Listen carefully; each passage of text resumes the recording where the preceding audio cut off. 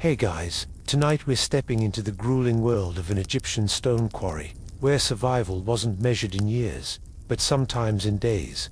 Imagine the blistering desert sun, choking dust, and backbreaking labor with nothing but the most basic tools. Workers carved out the stones that built temples and pyramids, yet they lived under harsh conditions, brutal overseers, and the constant threat of injury or exhaustion. It was a life of sacrifice that powered the glory of Egypt, but at an unimaginable human cost. If you think you could handle it, this video will make you think again. Before we begin, don't forget to like, subscribe, and comment below with where you're watching from. Let's uncover why you wouldn't last a single day. In an Egyptian quarry, the tent wall brushes your cheek like a cool hand, and the air that slips under the flap smells of damp canvas, a little ash, and the faint edge of stone dust that never quite sleeps. Somewhere beyond your blanket, a kettle begins to think about, singing, and a bird, small, brisk, opinionated, clears its throat on a low acacia branch. You sit up to the color of first light, washing everything in pale honey, and the ground answers with the kind of quiet that feels like a promise. You ease out into the morning, and the world is pink soft at first, then glittering. The granite plain around you glows with mica freckles, each one catching the newborn sun and throwing it back in tiny jokes of light. Your feet find the firmness of the quarry's skin, not flat, not friendly, but honest. Above the camp, dark curves of bedrock rise like sleeping animals. Below, shallow pits hold the last cool of night. Far off, you hear it, tap, tap, a pause, then a cluster of steadier blows. The quarry has woken before you and is already counting the day in heartbeats of stone. You are in Upper Egypt, where the Nile narrows and its water decides to be noisy for a while. Aswan sits just there, close enough that you could walk to the river with a lazy jug, far enough that the river's shouts arrive as polite rumors. This is the lip of the first cataract, the place where rock and water negotiate their long relationship. The granite you stand on slept here long before names. Pharaohs borrowed it for dreams that preferred to last, obelisks that point at sunrise with a seriousness you can feel in your bones, temple lintels that shrugged at centuries, statues that learned how to look calm in every kind of weather. You take a step, and the ground answers with small, glittering replies. Pink granite heart, stubborn, full of quartz and mica, has been the favorite for royal needles and monumental doors because it keeps its shape and its dignity. It polishes to a soft shine that remembers water and accepts sun the way a cat accepts praise, without flinching. When you run a hand over a flaked edge, it bites back just a little, like a teacher who expects attention. You look at your soft hands and offer them an apology in advance. Today they are auditioning for a very hard job. You hope the foreman is merciful. You suspect the rock is not. The camp is a tidy ring of familiar things. Cookpits still red-eyed with last night's ash. Baskets waiting for tools. A line of water skins leaning in the shade like sleepy pelicans. Someone adjusts a mat windbreak, and the canvas sighs. Someone else lifts a pot lid, and a puff of steam escapes with the dignity of a scribe. Leaving a room, the air tastes faintly of barley from yesterday's beer and the ghost of onions. No one speaks loudly. Everyone behaves like the morning is fragile glass, fine to drink from if you hold it with both hands. A cluster of pounders, stones, dark and smooth as eggs, waits near your tent in a nest of old rope. You pick one up because curiosity is heavier than caution. It informs your wrist, plainly, that this will be a relationship requiring mutual respect. You set it down again with the courtesy it deserves and pretend your arms weren't surprised. In the distance, a cord snaps against stone with a crisp twang, like a horizon being drawn by someone who prefers straight lines. The kettle decides to be true to its nature and hisses. The bird tries a second opinion. As you walk toward the working face, the light sharpens and shadows shrink into slim companions at your heels. A breath of cool still hides in the low places, but you can feel the day's seriousness already waiting. In the wings, the quarry is a wide bowl of thought with many hands thinking at once. Teams marking, teams pounding, teams levering waste stone aside and coaxing pathways for sledges that will grow from footsteps to grooves. The floor is a map of yesterday's decisions. Lines in red ochre stain the rock, where scribes translated intentions into geometry. Shallow trenches bruise the bed, where pounders tried persuasion and promised to return. You stand on the lip of a shallow trench, and look down into an older conversation. The granite shows you the first thin steps of an obelisk that never quite got to stand still attached to its mother's stone. Still certain of its own potential, the unfinished giant hums the kind of silence you can hear in your chest. It is a reminder that even kings sometimes write drafts, and that the earth occasionally keeps the last word. You feel your own pulse line up with the quarry's slow metronome. Today will be counted in taps and breaths. In sips of water and lengths of shadow, a foreman drifts by with the unbothered authority of someone who knows 1,000 tiny things and expects you to learn 10 before breakfast. He looks at your hands, at your sandals, at the way you are trying to memorize the sun, and his mouth twitches kindly, not cruelly. Slow, he says, pointing at the horizon. Slow, he says again, touching your chest. Careful, he adds, indicating everything. The lesson is complete, and could not be improved by adjectives. You take it in. Heat will rise and attempt to negotiate away your good sense. Shadows will shrink to thin signatures, and the ground will turn its face toward you and suggest you reconsider. Pace will be a friend you must keep, even when your pride thinks it is. Boring. The work is not in the first 20 blows. It is in the 20,000 that follow the 20th. You nod at the foreman, as if you have always known this, which you have not. A reed flute somewhere upwind tries a tune and decides it prefers scales. The quarry answers with a different music. Dolerite finding granite in patient beats. Copper chisels ticking lightly where limestone has learned to be agreeable. The faint, satisfying clink of a plumb bob kissing a stone surface to ask, "Are we honest?" With each sound you meet a tool by ear before you see it. The rhythm is slow enough to breathe with, and you do, letting the morning stretch your ribs. You turn to take in the setting land, telling you how the day will be shaped. Behind you, the river slides past in its long green sentence, offering barges a path when the water grows high. That is the other half of the quarry's logic. Stone here, river there, temple farther north, waiting patiently. Blocks heavy on land will ride light on water when the Nile lifts its shoulders in season.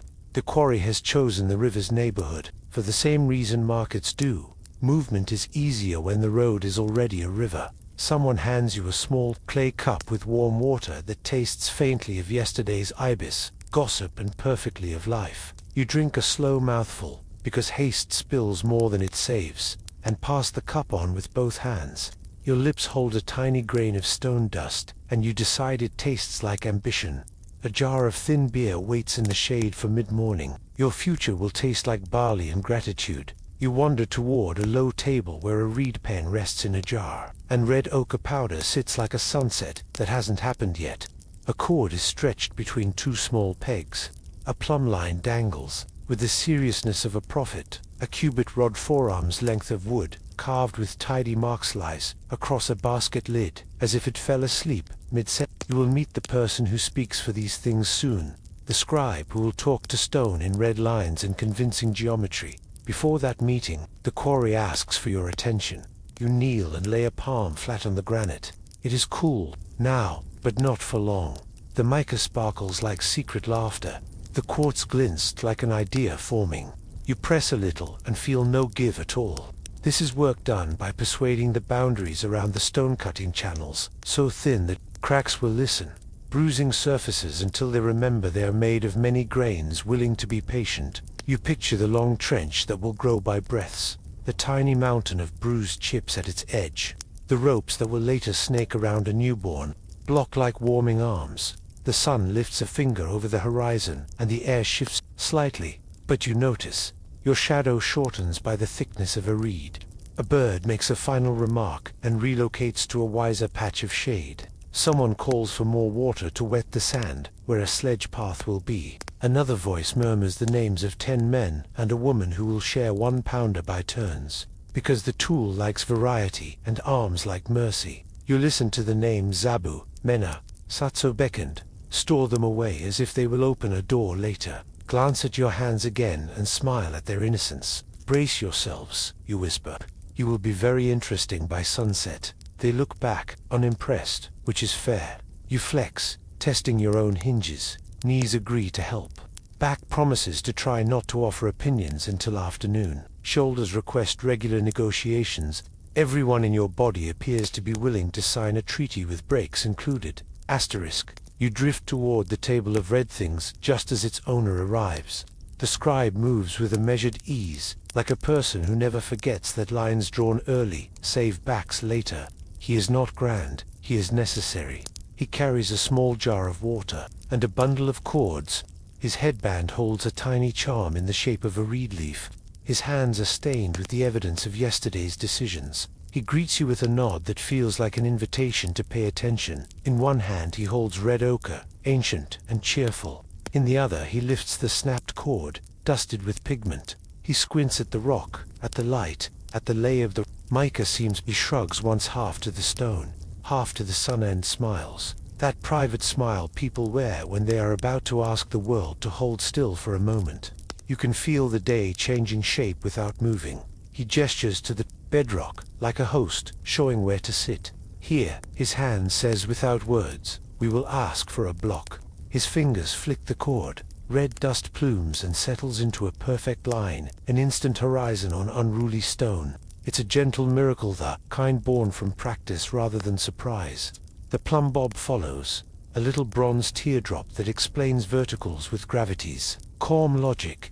The cubit rod rests against a mark and adds its arithmetic. The scribe hums softly. Not a song you know yet, but you can learn. The quarry's morning has taken a full breath. You take one with it. The air still fits in your lungs easily. The stone still feels like a conversation you can have. The scribe stands ready to speak, red across pink, and your soft hands, earnest and slightly nervous, hover near a dolerite egg that will teach them new verbs. You step forward slow, careful into the drawn lines, quiet invitation, carried by the glitter of mica and the hum of early taps, toward the place where decisions become marks and marks become work. The scribe stands with his feet planted, like a pair of quiet tripods, red powder in one hand and a length of cord in the other. He squints at the granite, the way a navigator squints at a sky reading for currents. His lips move just enough to prove he's humming, or maybe measuring, with a tune only he can hear. He lifts the cord, dusts it with ochre, stretches it taut, and then lets it kiss the rock, with a sharp, tidy snap. A line appears as if the horizon decided to practice on stone. He does it again, and the sound repeats, a small thunderclap in miniature, followed by the chalky whisper of pigment settling into tiny grains. You try not to look too impressed, and fail. The scribe grins without turning his head, as though the stone told him on your behalf. He gestures you closer and taps the cubit rod lying across the basket. It's a forearm's worth of woodle bow to fingertip with neat marks burned along its length. This, he says in a voice as calm as shade, is the memory we carry. A cubit is simply the measure your own body gives you, made official, in wood so everyone's forearm can agree. He lays the rod against the red line, counts a few marks with his thumb, and then adds a half-width with the easy arrogance of a man who has argued successfully with geometry before breakfast. A plumb bob dangles from his other hand, a small weight on a string, bronze and teardrop smooth. He stills it with a finger and then lets it fall, lightly tapping the rock so it points straight down with gravity's quiet authority. No speeches, no fuss, just the earth telling the string what down means. The scribe dots the stone, where the bob kisses it, joins that dot to the snapped line, and your brain supplies a right angle. You absolutely, definitely, see probob. You nod in a wise, squinty way. The scribe's mouth twitches again. You are certain he noticed. He kneels and drags a bit of wet cloth along a shallow groove, then sets a short tray of water beside the line. Level, he says simply, and you watch the brightness in the tray find its calm edge. When the surface is still, the rim tells you what flat looks like better than any argument between eyeballs. A waterline is a small, patient lake that refuses to lie. He shifts the tray along the snapped red and marks where the water's own horizon agrees with the stone's. Another faint dot, another gentle correction, another nod. The world believes in level when water says so. He takes a reed and dips it in the red ochre slurry. The point scratches softly as he thickens the guide, making the line visible to hands that will sweat and to eyes that will sting. He steps back, studies the glittering freckles of mica, and traces around the worst of them. adjusting the outline so a future crack will run away harmlessly into waste, instead of through a temple face. Quartz veins get the same treatments, dodged, invited to be unimportant later. Stone is many small promises, he murmurs. We listen for the ones that keep.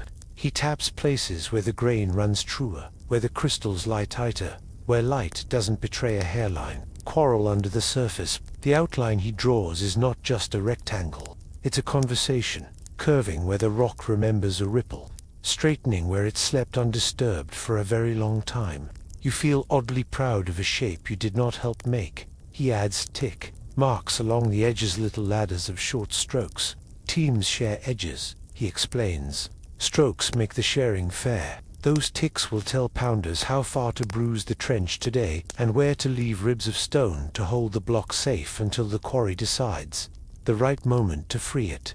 A number appears at one corner, a small curl near another.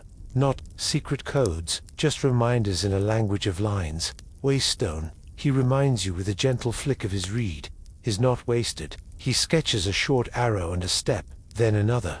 Ramps, he says, and you can already see the future path where a sledge will slide by, singing ropes. He marks the slope with dots, plotting a gentle descent for weight to learn manners. He draws a stubby stair where men will climb without tiring in the first 2 heartbeats. The discarded chips from trenching will be swept to pack the runners. Broken fragments will shimmer block so it can rest without wobbling. Even the rough knockoffs along the edge will become the bones of a path down to the river's patient grammar. The red keeps blooming. He snaps another line, this one parallel to the first, and stations a boy to hold the far pegger, small human plumb bob with dusty feet. A low conversation travels back and forth between them. You don't catch the words, but you hear trust in the rhythm. When the chord springs and the red horizon appears, the boy grins at the miracle he helped make and returns to the basket with its self-importance all assistants should have. The scribe picks up the cubit again and shows you a trick. For small corrections, he uses finger with stew for a breath, 3 for a firm nudge. Hands, remember, he says, tapping your knuckles with the rod. Make your hands honest. You nod as if your hands have ever lied. They pretend innocence while planning blisters. He checks squareness with a simple triangle frame, 3 lengths lashed together. He lands one leg on the snapped line, another along the plum-dotted path, and the third either fits neatly or tells him a little story about correction. Today it fits after the smallest of adjustments, and he rewards the stone with a satisfied hum. You hum to half a beat late, like a chorus member who only glanced at the song sheet once. The outline grows complete.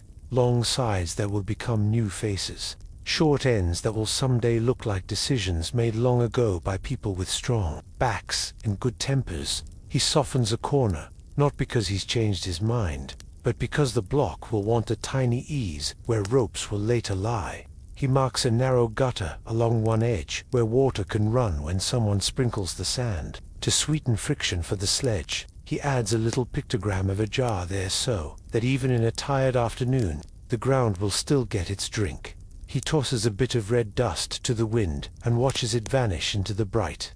Lines are for kindness, he says. 2 backs, 2 hands, 2 time. The quarry listens. You listen. Even your shoulders lean in. He passes the cubit rod to you. It's light, warm where his fingers held it. You set its end on the snapped line and try the gesture you've watched a dozen times. Your thumb counts the marks in a solemn ceremony. You add a half-width with theatrical care and wait for approval. The scribe regards your effort as one might regard a child discovering soup. Good, he says, which is more celebration than his face usually allows. You float a tiny bit, then remember, there is more day than ego. A foreman's low voice drifts across the face and settles into your ears. Teams called. Breaks foretold. Waterskins promised 2 specific hours. The scribe answers without looking. Up. 2 trenches started, 1 deepened, and taps the freshly drawn ladder marks. Keep the ribs, he adds, because gravity appreciates manners. You follow him a few paces as he repeats the ritual at a second block smaller, destined perhaps for a doorway's lean shoulders or a colonnade's honest base. He detours around a bruised patch where yesterday's pounding told an unwelcome truth. The outline slides a hand's breadth aside to spare future cursing. Waste will fill that wound, and become a step and apology transformed into usefulness. The quarry rarely throws anything away, it edits. The last line snaps into being, a red path along a pink plane, and the scribe lifts the plumb bob once more for luck. Down, it says, always ready to help. He coils the cord, caps the jar, and wipes his reed on a rag that has seen many mornings. Now the stone can listen, he tells you, and his voice is pleased in a way that makes you want to live up to these obedient lines. He nods toward a nest of dark, smooth shapes, huddled in a coil of rope, the dolerite pounders. You kneel and choose one the size of a small melon, heavy in the way that tells you it is going to teach your wrists new opinions. Its surface is satin where countless palms have asked it for favors, and gravel where it has answered on granite's behalf. You test its balance, the way you'd test a loaf for ripeness, or a jar for a ready lid. It sits correctly in your grasp, a comfortable seriousness. You stand where the first trench will begin, just inside the red ladder marks. The morning is still cool enough for hope. Your shadow is slender and trying not to brag. The scribe steps aside and gives you the space between the line and the day. Short strokes, he says, many as rain. He taps the stone with a knuckle, as if waking a friend who rises well.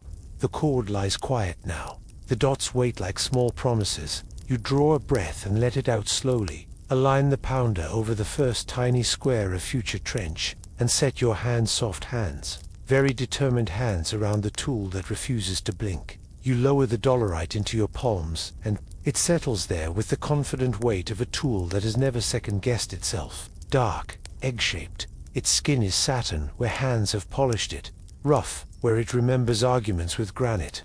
You try one name on it, then another, and finally whisper, "Mercy." The stone refuses to blink. Fair enough, you will ask. It, for some anyway. You set your feet the width of your shoulders, feel the cool grit under your sandals, and lift Mercy just enough to let gravity enroll in the team. The first tap is gentle, a hello. The second begins a sentence. By the fifth, the tool has taught your wrists its axe and short, straight drops, wrist loose at the end, so the stone can place its full opinion on the granite. Dolerite wins this job because it is harder than the pink field beneath you and too stubborn to chip. It doesn't cut, it bruises.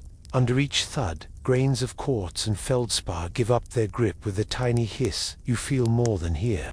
You work inside the red ladder marks, making a shallow gutter that will, by patience, become a trench. The rhythm saves you.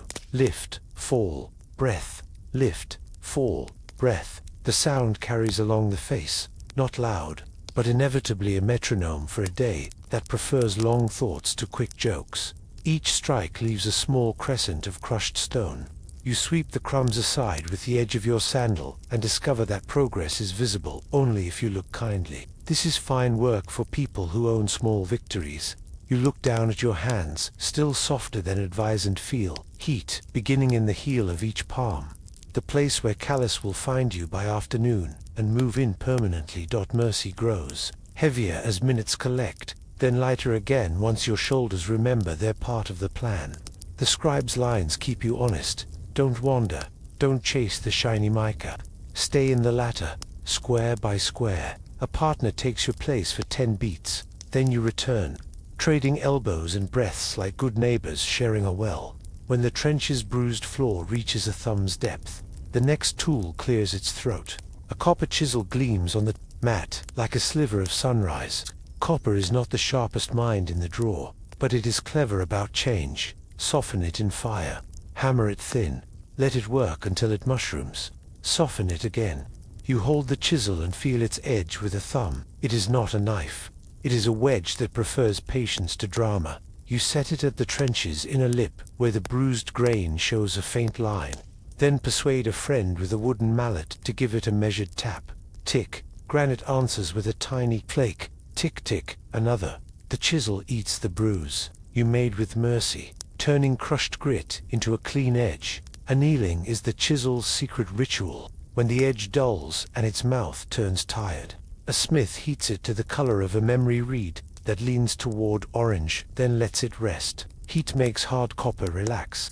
The metal forgets the last hour's insults and remembers how to be shaped. It comes back to you, Tura, for having softened you like tools that admit they need naps. You're that kind of creature yourself. The trench deepens to 2 thumbs, then 3. Its sides sharpen, neat little canyon walls holding a shadow that stays even as the sun climbs. You and your neighbor trade the chisel like a cup of tea. Tap, slide, sweep. The tick of copper against granite is a smaller sound than Mercy's thud, a kind of punctuation that tidies what strength has drafted. When the trench runs long enough to make a sentence, you smooth a bit of water into it with your fingers. The dark line glistens, and you can see any stubborn ridges, the way a lake shows a ripple no wind made. The water is warm from the air and carries a faint taste of stone when it splashes your lippinest, a little salty with your skin. You sprinkle more along the line, not to soften the rock, nothing softens granite but time, but to keep the dust sweet and your breath less argumentative. Now wood asks for work. You choose wedges cut from dense timber tapered smooth, with a grain that owns its shape. Wood is polite where stone is blunt. It changes size when you ask with water. You seat the first wedge in the trench's clean mouth, taper pointing down, then the next, a hand's breadth along, and a third. A mallet answers them to taps each, not enough to boast, just enough to say listen. A boy walks with a skin and pours water into the trench, and the wood drinks. The sound it makes is a small, eager squeak, like a clean door rediscovering its hinge. The wedges swelled by heartbeats, pressing along the trench walls with the even insistence of growing roots. Stone does not swoon, it considers. Pressure travels. In 2 tiny places, a line of wet darkens the granite's face beyond the trench, a delicate shadow that traced itself. And then a gift so modest you could miss it, the faintest hairline smile. You lean close. There it is. The wedge has written a thin note, and the granite has agreed to read it. You and your neighbor share the quiet that follows a small success, then seat another wedge farther along and ask again. More water, more squeak. You find yourself rooting for the wood like it is a friend, learning a difficult song. You go back to Mercy when the line ahead needs bruising, and the work becomes a braid. Thud and tick and squeak, stone and copper and wood, strength and sharpening, and swelling. The toolkit is not a list, it is a conversation. Each tool tells the next what to do. Each sound instructs your hands. Under your palms the dolerite warms. Under your fingers the copper cools. Under your ear the wood reports on the secret life of water. Your shoulders settle into the knowledge. That effort grows intelligent when it is shared. You steal a glance at the scribe's red marks. The little ladder strokes tell you how far to go today. The ribs, those narrow bridges of untouched stone, remain between trenches to keep the future block attached until all 4 sides have learned the idea of leaving. Mercy persuades the trench bottom lower. The chisel lifts out loose crumbs without scratching the rock that wants to stay. The wedges coax the next hairline into existence with the sweetness of a polite argument that wins without gloating. You name the second pounder, please, because humor keeps wrists friendly. Please is slightly smaller, good for finicky corners. A third, heavier stone waits for afternoon courage. You wink at it as if you both understand your schedule. Your hands start to hum with a tight, bright heater, first draft of callus being written under the skin. You stretch your fingers, shake your wrists, and dab a little oil over the tender spots as a promise that you're paying attention. Copper's voice changes. When it needs a knaptic, becomes thud, edge becomes pout. You carry the tired chisel to the smith's tray, where a small charcoal bed glows like a buried star. He lays the chisel on the coals, fans with a reed, and the copper blushes awake. When it reaches the color of a serious sunset, he lifts it with tongs, sets it to cool in air, then trues the edge with a few patient strokes of a stone. The tool returns to your hand as if it had stepped into a stream and come out cleaner. Your ears begin to sort the quarry's choir into parts. Mercy's thud is bass. The chisel's tick is a quick alto. The wedge's thirsty squeak is a small, happy tenor. Here and there the water trough answers with its own language. Glug, hush, glug-ass, a jar tips, and the surface finds itself again. Dust raises itself only high enough to catch the light, and then decides to be well manard. You dab your cloth across your mouth and nose, and discover it makes you look like a very cautious bandit. You allow yourself the private joke, and feel Better. Simple steps stack into something that looks like intelligence. First bruise short drops, many as rain. Then clinker pour, turning small defeats into neat edges. Then invitewood swelling into a pressure the stone finds persuasive. Add water, repeat, rest. The trench deepens by patient breaths while the ribs stand like little bridges thinking about freedom. Waste chips pile in tidy drifts and become a future ramp under somebody's careful broom. Nothing the quarry does is wasted. Everything becomes path. Mid-morning light goes pale and hard, and the granite's mica freckles throw back coins of sun. You squint just enough to stay friendly with the horizon and slide along the ladder. One square at a time, the way a song moves through a chorus. The ground under your feet changes its feeling. Less bounce, more certainty, which is how you know the trench's shadow will still be there at noon, when the rest of the world's shadows go skinny and confused. You are building a place for coolness to live when the day grows careless. Mercy and please take turns like cousins. You learn the small trick of letting the tool fall instead of shoving it. How to stop the blow an inch before your back decides to resign. How to ride the rebound without turning it into a second strike. You grow fond of the little puff of grit that announces a useful hit, and ignore the glamorous clack that means you introduced too much force and not enough sense. Each accurate thud feels like a polite nod from the rock. Yes, it says, like that. You breathe, thank you, and try again. You call for water the way you'd call for a story. A skin tilts, and a dark ribbon runs the trench. Wedges drink. The squeak returns, eager and modest. A hairline quivers and lengthens, then lies still, thinking. You dab a palm in the trickle, and press it to the back of your neck. The cool there feels as intelligent as anything else you've learned. When the line ahead looks long enough, the chisel returns, edge bright from its little vacation, and lifts a neat scale from the trench wall. Tick, another, tick. Each flake is a sigh. You can hold. The trench's mouth becomes clear.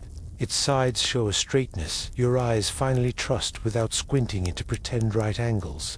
The scribe passes, glances once, and leaves behind a short, approving sound that might have been a hum and might have been a word. It lands on your shoulders like shade. Your body starts to understand the shift between tools without waiting for your head. Hands widen for mercy, pinch for copper, curl for wood. Feet spread for thud, narrow for tick, brace for squeak. You have not become an expert. You have become a good listener. The granite prefers listeners. The sun begins its slow audition for noon, and the air lays a warmer hand on your forearms. You feel the day gather itself. Your trench, however, has its own weather cool within, shaded by the walls you've made. You run 2 fingers along its floor and feel the grain more than see it. A tiny roughness that promises to hold wedges straight. A tiny smoothness that means the chisel did its work. You let yourself be pleased for exactly 1 breath, and then move the ladder mark with a wet thumb to the next square dot. The foreman's low call moves down the facewater break. You drink a mouthful of barley brew that tastes like someone put bread into a memory of shade, and it is perfect. You flex your wrists, press your palms against each other until the heat redistributes, and set mercy down gently as if tucking in a child who did the heavy thinking for you. The tool's weight has written itself into your tendons. Even without holding it, you can feel the echo in the web between finger and thumb. Back to it. Then, the trench lengthens toward its cousins. The ribs narrow, the hairlines multiply, all very calm. The toolkit has told you the day's philosophy, and you accept. Bruise what should be loosened, open what should be lifted, invite what should be parted. Keep your lines, keep your breath, keep your humor, especially when you ask mercy for mercy, and it pretends not to hear. The sounds fold into a gentle loop, and the work becomes a kind of tranced along, steady thinking that stone respects. You let your eyes soften and your ears lead. Thud, tick, squeak, splash, hush. The red marks guide the hands even when attention blinks. The trench darkens like a river learning its bed. You are headed toward channels that will run around, a sleeping giant of granite, toward the soft geometry that teaches an obelisk its first dream of standing. For now, you rest your fingers on the warm curve of the pounder, lift, and let the day's sentence continue. 1 patient syllable at a time. You edge along the red ladder marks, mercy in your hands, and the day decides to be measured in small, definite sounds. You're not cutting the obelisk free yet. You're teaching it the idea of edges. The trench begins as a dark scratch, grows into a shallow gutter, and aims to become a narrow moat that runs the full outline. It's quiet work only from a distance. Up close, every strike is a soft conversation between tool and bedrock, between your breath and the long shape asleep beneath you. Lift, fall, breath. You keep the strokes short so your wrists forgive you later. The rhythm saves knuckles and backs no wild swings. No heroics, just rain that chooses one field and keeps it. When your forearms start to hum, a partner steps in and your palms step back, trading the pounder the way a relay passes a flame. Careful, proud, and with a little relief that feels like gratitude disguised as etiquette. The trench learns to go around corners. The line turns and your feet turn with it. Small pivot, knees remembering to be springs, not complaints. Chips of bruised granite collect along the outer edge like gray petals. You sweep them aside with the side of your sandal, and they slip into a neat drift that will become the first layer of a ramp. Waste is what you call stone before you give it its second job. You work all along one long side, then the next, then the short end, never too deep in one place, never leaving the block eager to roll before it's ready. Ribs remain bridges of untouched granite, every few cubits meant to keep the future obelisk attached, like careful hands on a sleepy child's shoulder saying, "Not yet." The ribs look small, but they hold big ideas. You respect them by not bruising too near, not water wetting them too much, not letting the wedge boy get enthusiastic in the wrong verse of the song. You promise the ribs their freedom later, and they pretend not to care. Cloth whispers against your neck as you wipe sweat that learned your name earlier than you hoped. You spread a little water along the trench to keep the dust polite, then set a line of wooden wedges each one a tidy idea of apart, and give them a modest tap. The boy pours from a skin. The wood drinks. The squeak is small, earnest, and persuasive. You lean close and see the hairline wake again, that faint smile of stone that says, "I hear you." You answer with another tap, a restful breath, and a look that says thank you to a material that does not need thanks but benefits from manners. Mercy gives way to pleasure. Quickened, the trench goes from thumb deep to 2, from 2 to 3 in the places that need it. You don't make a canyon. You make a careful sentence all the way around. Narrow, consistent, truthful. Hands, trade tools. Backs, trade positions. The foreman trades jokes that land like shade. A sweep boy keeps the chips in order. A water lad keeps the cloths damp. A copper keeper walks the line with a bundle of chisels that taste the bruised edge and convert it to neatness. Across the quarry floor, your pace pauses of its own accord. There lying in its cradle of mother stone, the famous giant, the unfinished obelisk sleeps with the confidence of a mountain and the vulnerability of a newborn, half-shaped, still attached along its belly, where no trench could reach in time. You walk a little of its length and stop because your legs report that your imagination has made them short. If you laid your day end to end upon it, your day would still have to jog to keep up. The peck marks thousands upon thousands dap its sides like the footprints of rain that refuse to quit.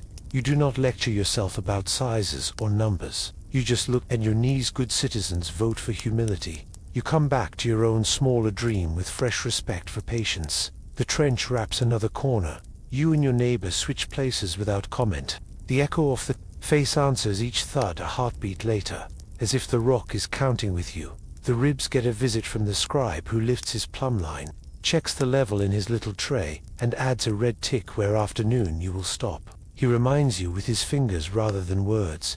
Keep the bridges stout enough to work and narrow enough to surrender when the moment comes.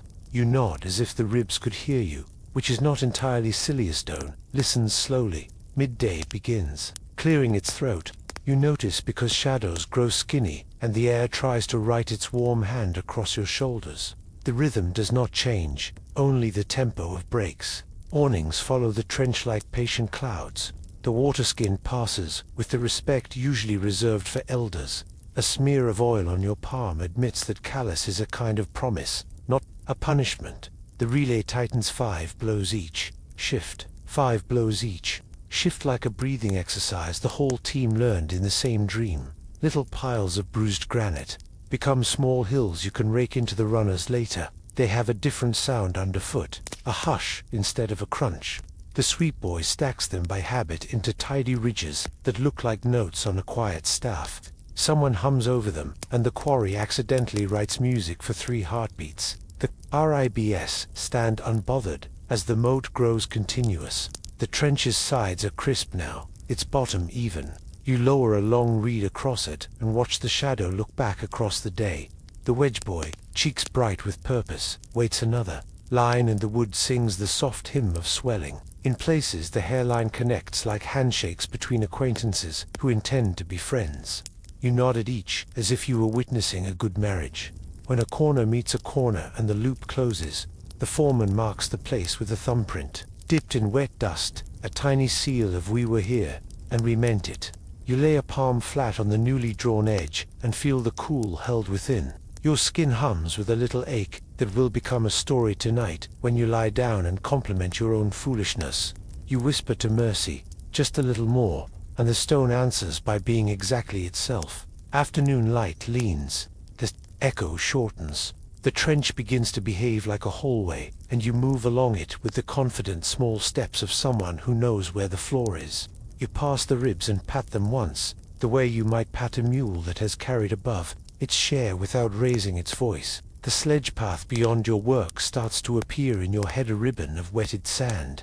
A jarberer walking backwards, rope teams singing with their feet. The block is not free, it is thinking about it. At the short end you kneel, set one more wedge, and listen to its polite squeak. You add a pinch of sand to the trench to make the wedge sit straight, and the sound changes key in a way your ears will learn to love. That squeak means I have found my place. It also means you may put the mallet down for 16 breaths and let water performance manage the difficult conversation you began. You straighten, and the quarry's hush expands.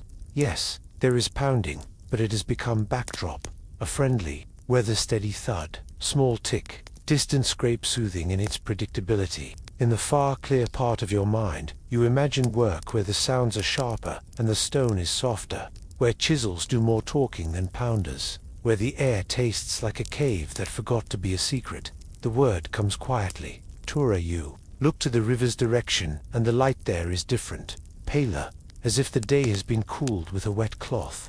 Limestone waits downriver in long galleries, where echoes sound like hush and not like drums. There the tools will tick instead of thud, and wedges will open. Seems like pages in a book that has already been read by water. The thought is a sip of shade. It does not take anything away from the granite. It adds a promise of relief shaped. Like pale stone, you pass your pounder to the next pair of hands and take a slow walk along the trench you've coaxed from stubbornness. It is not deep enough to brag. It is honest enough to be proud of. The ribs are good bridges. The piles are neat. The hairlines show their quiet smiles where the wedges persuaded, not demanded.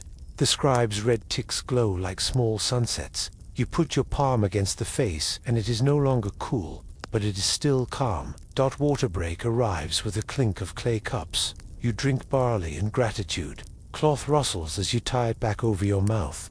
A breeze finds the damp and decides to be kind. One more pass with Mercy, one more line for the wedges, and you will have a moat that does not leak and a block that dreams true. Then the day will loosen its fist, and the river will have opinions about boats, and the talk will turn to Tura's pale walls where the sound changes in hands. Feel clever instead of merely stubborn. You set the pounder gently on the coil of rope, stroke its worn shoulder as if it were a tired animal, and let your fingers rest. The trench holds its shade like a secret. The sleeping obelisk skewers small, that giant distant keep their long breaths. The quarry sings its low, steady song. You are already walking in your mind toward the other kind of music, where limestone answers in whispers and chisels tick like patient rain inside a cool room. For now, you close your eyes to blink the grit away, open them to the red lines that still glow, and lift your hands once more to the slow cadence that makes stone consider parting. The light changes before the air does. One moment you're squinting at pink granite freckles, the next, you're inside a pale hush, where the sun arrives as a rumor, and the stone keeps its own weather. The limestone galleries at Tura hold a cool that sits on your shoulders like a folded cloth just out of water. Your footsteps tap and come back to you smaller, as if the walls approve but don't want to fuss. A lampwick sighs. Someone coughs, politely into their sleeve. The white dust on the floor looks like a blanket that remembers seashells. The first sound you learn here is not the thud of dotlerite. It's a patient chorus of copper on limestone tick-tick. Tuxo, even it could be a lullaby with good manners. Chisels open neat channels the way a careful hand opens a letter along its fold. You kneel and watch the edge ride a shallow groove, crisp flakes gathering like sugar around a cup. Copper is happier here than with granite.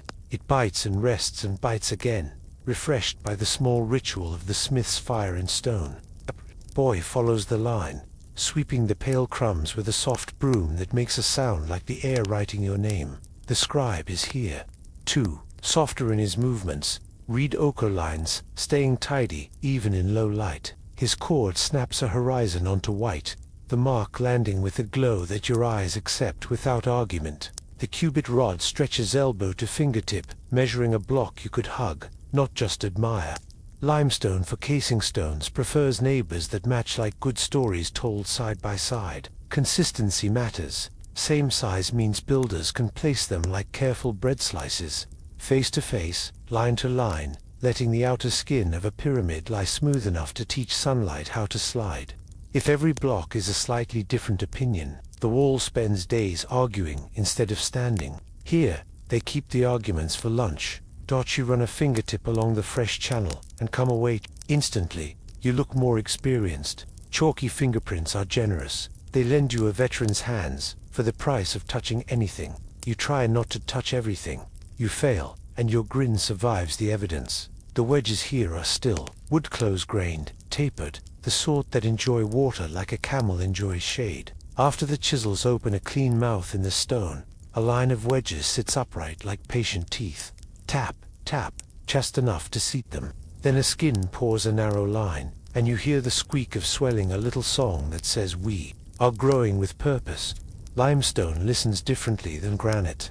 It considers, then obliges, parting along a seam that the chisel hinted at and the water insisted on. A hairline travels with the hush of a whisper, and you can feel it in your fingertips before your eyes can brag. You pass an older cut where the floor shows. Shallow, scorch-marked circles of memory on pale ground. Fire setting done respectfully. No dramas, no great bonfires, just a line of small, well-behaved flames warming a stubborn seam. Heat opens tiny spaces between grains. Later, a splash of cool water teaches the stone to shrug. The change isn't a crack like lightning. It's a persuasion you can't see until the chisel finds the new softness and says thank you with its edge. Simple, careful, a trick used when the rock would otherwise pretend not to be home. Along one wall, a row of blocks sit like bread ready for the oven cut, squared, and waiting for the river to be in a mood to help. Each is marked with signs that tell where it's going. A chamber skin, a casing face, a stare that will never boast. The sizes repeat, half cubit thick for the skin, a little broader for where weight will lean. A face left slightly proud so masons on the building site can shave it to a shared light. Consistency, again the kindness that lets crews move faster and keeps edges neat. Your brain likes the order. Your shoulders like the promise that lifting will be by rhythm, not surprise. Water speaks in here too.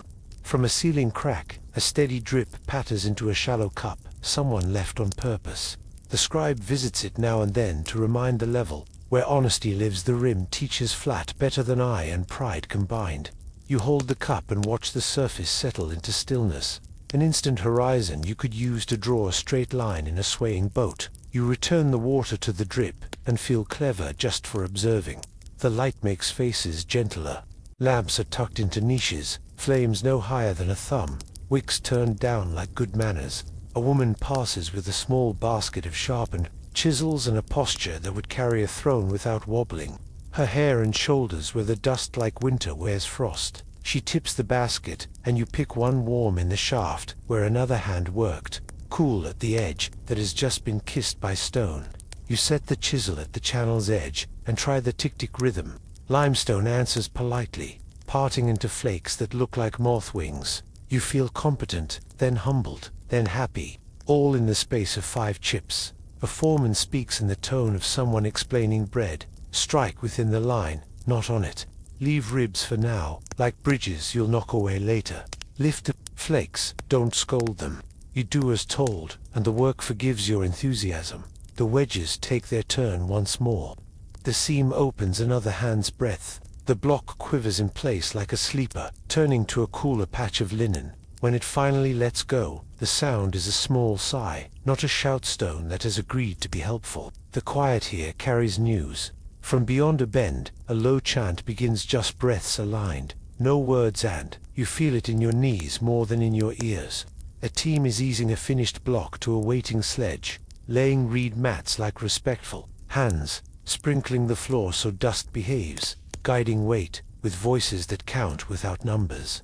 You and the broom boy follow, and he brushes away the last little crescents of flakes with a care that would suit a shrine. He nods at his own clean floor, and you nod back because neatness deserves witnesses. On a wall near the entrance, red marks record promises kept, the date, by flood and season. The scribe's sign, a number that means we will remember who lifted, and who fed the lifters.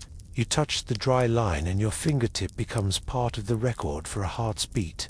You are entirely too pleased by this, and decide not to apologize. Outside, the river breathes in its slow way. You taste it in the air and think of barges leaning into ropes, poles meeting current with agreeable thumps, stacks of pale blocks riding low like obedient clouds headed north. Limestone prefers to travel in the company of good timing. Flood season will carry these pieces with less argument. Low water will make everyone patient and clever with levers. Either way, the river is the second road. You offer it a private bow. You linger a little longer, learning the room's vocabulary. How a reed pressed across a cut shows level if both tips read the same shadow. How a shallow wedge says enough with a change in squeak. How a broom can be more eloquent than a speech when it draws a clear path. Your hands look like they've known chalk all their life. Your face bears a pale smear across the cheek where you scratched a thought.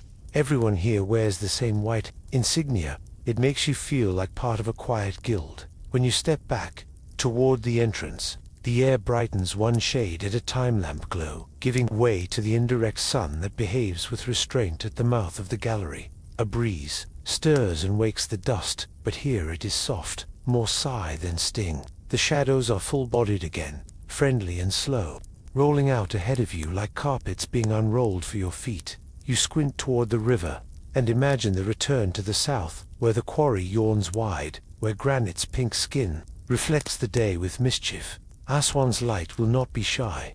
The wind there has opinions. It lifts grit and tries to hand it to your lungs as if you asked. Dust will argue with breath. Cloth will learn to be a small shield. Water will earn its honorifics all over again. You think of the broad face of the granite pit, the thud of dolerite, the red ladder marks baked into memory by sun. At the edge of the gallery, a last drip lands in its cup with a patient plink. You share the sound with your pulse, then let it go. Your hands rub themselves together, white turning to a paler white, experience evaporating back into mere chalk. You are tempted to pocket a small flake as a souvenir. You don't, mostly because you already wear the quarry on your skin and partly because the thought of explaining a chalky pocket to the scribe makes your eyebrows tired. You step out into the shallower light by the doorway, blink, and let your eyes relearn distance. The breeze shifts, carrying the sun's warm smell from the open north. Somewhere past the bend of the river, pink rock waits with the obstinacy of a good teacher, and the day will ask you to cover your mouth and be wise with water. For now, you brush your palms against your tunic, pat a last ridge of pale dust into the floor where it belongs, and follow the cool out into brightness toward Aswan's open sun, and all the patient tricks you will need for dust and breath. When the light decides to be sharp again, the breeze greets you outside the pale gallery with a handful of grit, polite but insistent, like a friend who always brings snacks you didn't ask for. You blink, laugh under your breath, and reach for the cloth you keep folded in your belt. A splash from the skin, a quick twist, and the linen turns from dry whisper to small guardian. You tie it over your mouth and nose and admire your reflection. In the shine of a polished block, you look like a cautious bandit who steals nothing but dust. The quarry approves. The trick is simple. Damp cloth catches what your lungs don't need. Dust is just stone made small crumbs of granite and whispers of sand that floats light and eager into every open door. Your nose and throat are good doormen, but they appreciate staff. Wet fibers hold on to the tiny bits. Your breath moves easier. The tickle in your chest turns into a normal person's thirst instead of a trained cough. You give a small test breath through the cloth and feel the cool of evaporating water. Your ribs sigh, thank you, and the cough that tried to live in your throat decides to pay rent elsewhere. The ground gets its own sip. A jar bearer walks backward ahead of a sledge path, sprinkling water with an easy wrist. Wet sand behaves, stays low, and lets runners slide without kicking grit into eyes and lungs. You watch the darkened strip appear and think, as you always do, that order is just water with good timing. A mat of reed follows, then the wooden runners, and the hauling team can sing without tasting half the song. Your water has the warm honesty of clay and sun. It isn't cold. It isn't supposed to be. Cool is a miracle.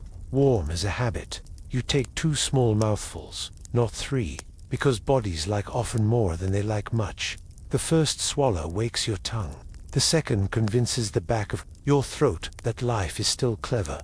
You tip the skin to the next hand. It glugs like a friendly fish.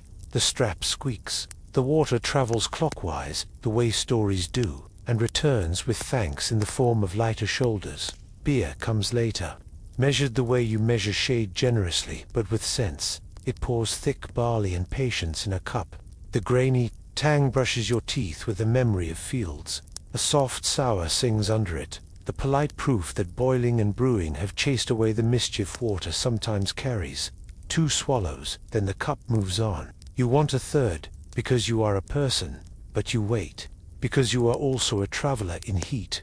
A small basket appears at your elbow as if summoned by the word gratitude. Date sticky, kind, absolutely sure of their job weight for your fingers. You choose one, and the sugar lifts your mood with the competence of a veteran quartermaster. The chew is slow. The sweetness feels like someone put sunlight in a coat with good pockets. Your fingers go tacky and instantly collect a tasteful layer of dust, like breading on a cutlet. You lick them clean and become new again. And the bandit cloth hides your grin. Pacing is a tool, not a weakness. Crews work in short bursts, then rest in shade that behaves like a moving cloud. 5 blows each. Trade. 10 steps. Swap. A minute under a mat. The cloth freshened with 2 squeezes from a skin, and then back to the line. You mark your time in small things. The number of taps it takes for your wrists to hum. The breaths between a wedge's squeak and the head reply. The distance your shadow travels while you finish a bowl. The sun teaches patience by making your ambition try to sweat out of your forehead. You counter with rhythm. Dust not only bothers lungs, it tires whole bodies in sneaky ways. Every cough is an extra job. Every blink at grit is a moment you weren't smoothing a line. Thirst makes blood thick and slow. Slow blood makes legs sulk and thoughts turn cranky. So the camp runs on a simple arithmetic. Wet the ground, wet the cloth, wet the throat little. Often a foreman's call nudges the line at regular bells you can't see. Sip, he says with his hand. Shade, with his chin. Trade, with his eyes. It's a language of mercy that pretends to be logistics. You dampen the cloth again, and feel it green lily cool along your upper lip. Someone coins a nickname for you, Rivernose, and you pretend to scowl, because pretending to scowl is part of how friendship breathes. A boy, proud of his important job, carries a spare cloth across his shoulder, already wet. He hands it to a mason whose cough has been auditioning for a role. The cough loses its spot in the play. Applause is silent, but everyone hears it. Warm water can taste like clay and wind, but it also tastes like agreements kept by the one who filled the skin, the one who shaded it, the one who passed it before their thirst told them not to, the one who reminded the line with a small clap that the next sip is now. You take that sip and feel your own agreement write itself into your shoulders. They sit lower, where good shoulders live. The sun climbs and tries to erase every shadow in the quarry as a demonstration of power. You answer by making your own, a strip of mat along the trench, a held cloak that throws a shy slice across pale dust, a basket turned into a little roof for a water jar. Shade pauses are as precise as chisels. 2 minutes, not 3. Enough to cool the head and return sense to hands that were beginning to have opinions. You build a private rule. Never think life thoughts while your head is hot. You keep it, and life thanks you later. The team breathes like one animal. While one pair pounds, another pair mends the ground with water. While one carries, another holds the cloth and counts to 30 with deliberate generosity. Shared skins move down the line with the elegance of a well-told joke. Everyone gets to the punchline without stepping on it. Pass left, the quartermaster reminds gently, because right hands hold hammers more often, and left hands need a purpose too. Here and there, a bit of oil goes on a nostril, tip only a whisper which keeps grit from arguing with the tender places. A smear across cracked knuckles teaches skin to be brave, without being foolish. You and the oil will become closer friends. Afternoon, for now, you nod to each other in passing. A cloth-wrapped jar sits in a small breeze, wicking its own cool, clever as any scribe. You tap it with your knuckle to thank it for remembering the trick. You notice how the quarry edits its own air. Awnings tie low and long so wind must bow. Wet brooms finish a sweep with a backward flick that sends dust to the ground and keeps it from thinking about sky. The wedge boy walks soft-footed, toe first, so his steps end conversations instead of starting them. The copperkeeper keeps chisels in a damp cloth between turns, not for the metal's sake, but so the wrapper becomes a spare mouthguard for any throat that asks. Beer ration arrives like a friendly rumor. You take the cup with both hands, because both hands have earned it. The grain speaks, the froth kisses your cloth. You tip a little to the ground out of habit, thirst for the gone, a sip for the dust itself, which seems to behave better when included in the ceremony. Humor lives here. Someone swears beer tastes best the moment you remember you've already had your allotment. Someone else says dates are the currency with the happiest exchange rate. You vote true to both and pretend your raised eyebrows are legal ballots. The foreman's voice stays low, but your body obeys it even before your ears translate. Short bursts, it says. Shade now. Lips, not gulps. He points to a jarboy and the jarboy brightens. He points to your cloth and your cloth blushes darker with new water. He taps his own temple and that's the signal for the head cover dance. Hats dipped, re-wrapped, set askew to turn sun into something less personal. Coughs begin as pebbles and end as dust once the cloths go on and the ground goes dark. You hear the quiet of relief move like a breeze. The line returns to its thuds and ticks with less interruption, and even the echo off the rock feels kinder. Your breath loosens enough to remember a tune, and you hum under the cloth. Your hum smells like linen and barley. It's a good song. You keep your curiosity alive by feeding it small questions. How many sips does it take before your tongue forgets the word warm? How many steps does a date travel from palm to pocket to mouth before dropping a seed that will ride home in a story? How much water does a strip of sand need to become a polite road? You don't write the answers. You let them sit in your ribs, like coins in a pouch, ready for spending later. Your hands, bandit-trapped and sensible, return to the trench. You and your partner work in a rhythm that feels like rowing a boat you cannot see. The cloth keeps your mouth modest, and that modesty saves strength. The air smells faintly of wet stone and barley. The sun tries again to erase the world's edges, and fails where you have drawn your own. Now noon peers over the quarry wall, all brass and brightness, and makes its suggestion: stop or be foolish. You prefer a third option: be clever. The camp begins the quiet ballet you've practiced since the first hot day. Shade that moves with you, not against you. Awnings loosen, poles tilt, mats slide like slow rivers. The dark stripe along the trench is ready to follow your shoulders wherever they go. The water jar gets a new place at your elbow. The cloth will get dipped without leaving your square. You smile behind your linen because you are about to invent a small cloud and carry it like a king carries a fan. The wind skims the grit one more time, and your cloth answers with calm. The canteen glugs, the coughs dim to memories, and the foreman lifts his hand in a gesture that means the shade dance starts now.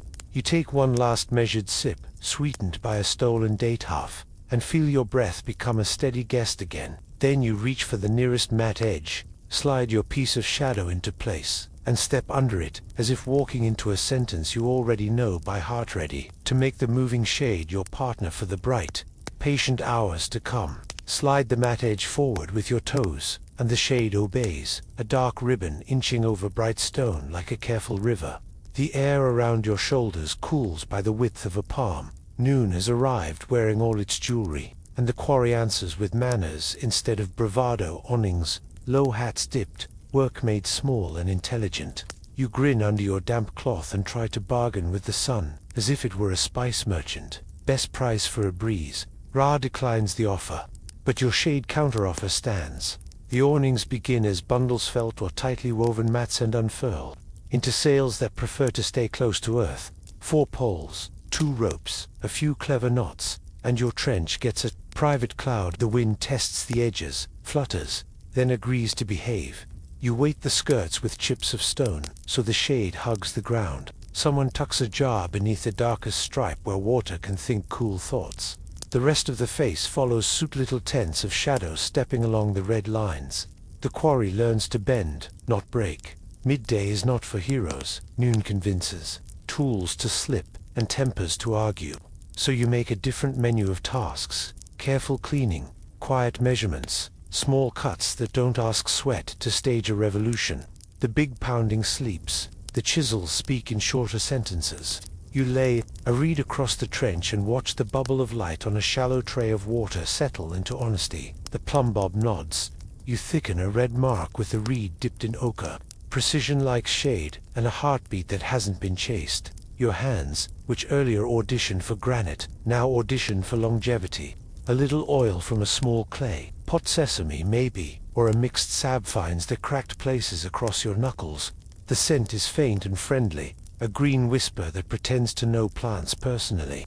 You work it in, and the skin remembers flexibility the way old rope remembers a knot. A smear across the tops of your ears keeps the sun from making private jokes. A thumb's worth along the nose where the cloth sits turns raw into reasonable. You promise your hands you'll keep this treaty.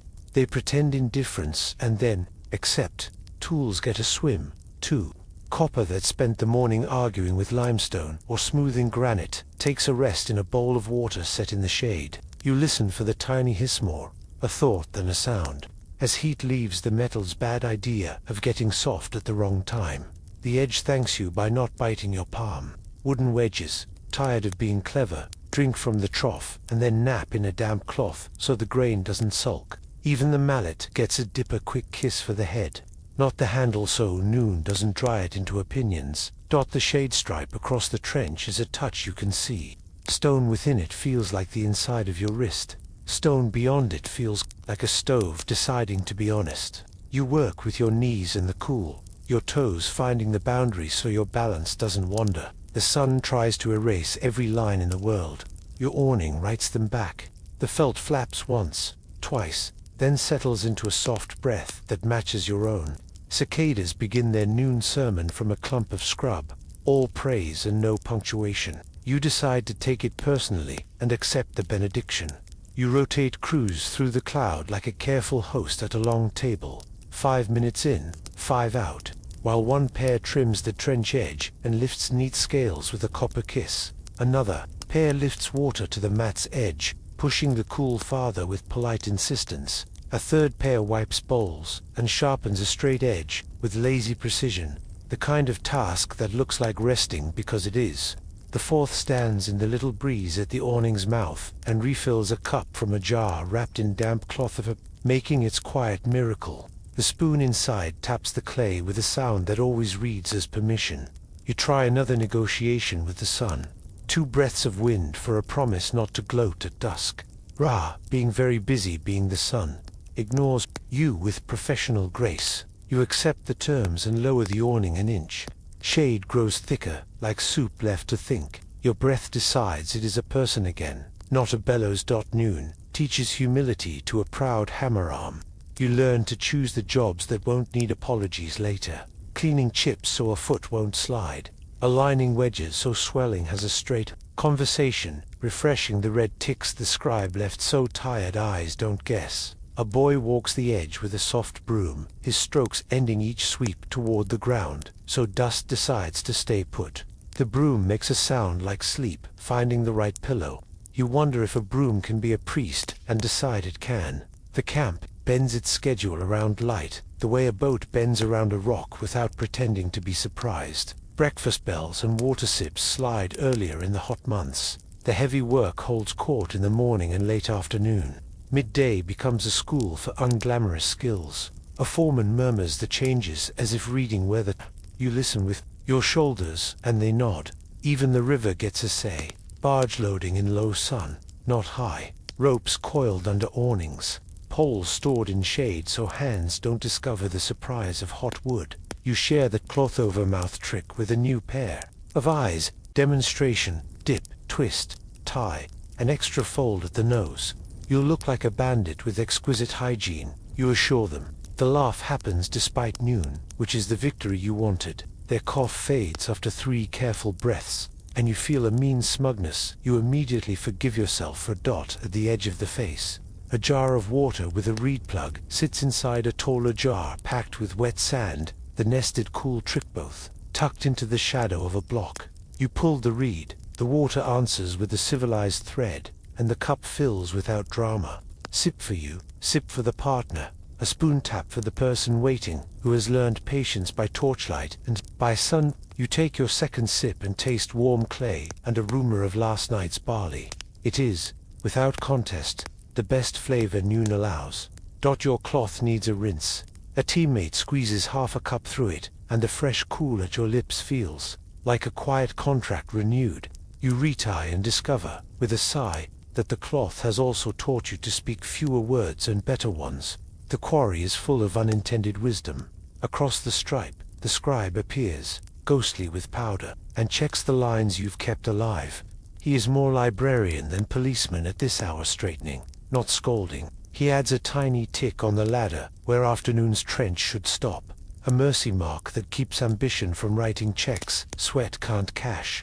You salute him with the short end of your reed. He returns the gesture with a look that translates as keep being useful. Under the awning, your ears are better at hearing good ideas. Someone suggests cooling chisels in a trough near the work, instead of walking them to the smith's shade every time. A jar appears, half sunk in damp sand. Its water stays honest. Copper takes turns like soldiers at a spring. The edges say thank you by not turning smug and biting stone at the wrong angle. You watch a wedge slide home straighter because the trench is clean and your temper is too. Noon can be cunning if you are. You learn the trick of placing your palm flat on the stone every few minutes not to suffer.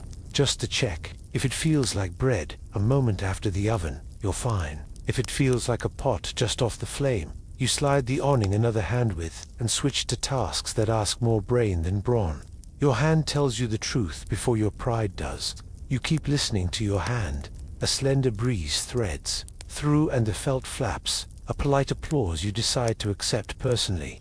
You turn your face into it and give your neck the gift of evaporation. The cicadas raise the volume as if they approve of your technique. Noon can be generous when, flattered, you become a specialist in flattery. Now the rhythm widens, to include everyone. A runner from the food line lays out small bowls onion, a bit of salted fish, bread the color of patient fields. Van the spoon taps the rim of a clay jar with a musical clink that means come within reason. The overseer walks the shade line, not counting blows, counting breaths. He makes small marks on a wax tablet, shares of work, shares of rest, a note where a jar went empty and a line where one should appear next. His marks feel like care stitched into numbers. Fairness has its own breeze. When teams trade places, they trade tasks. The pair who took the careful cuts before noon take the sweep now.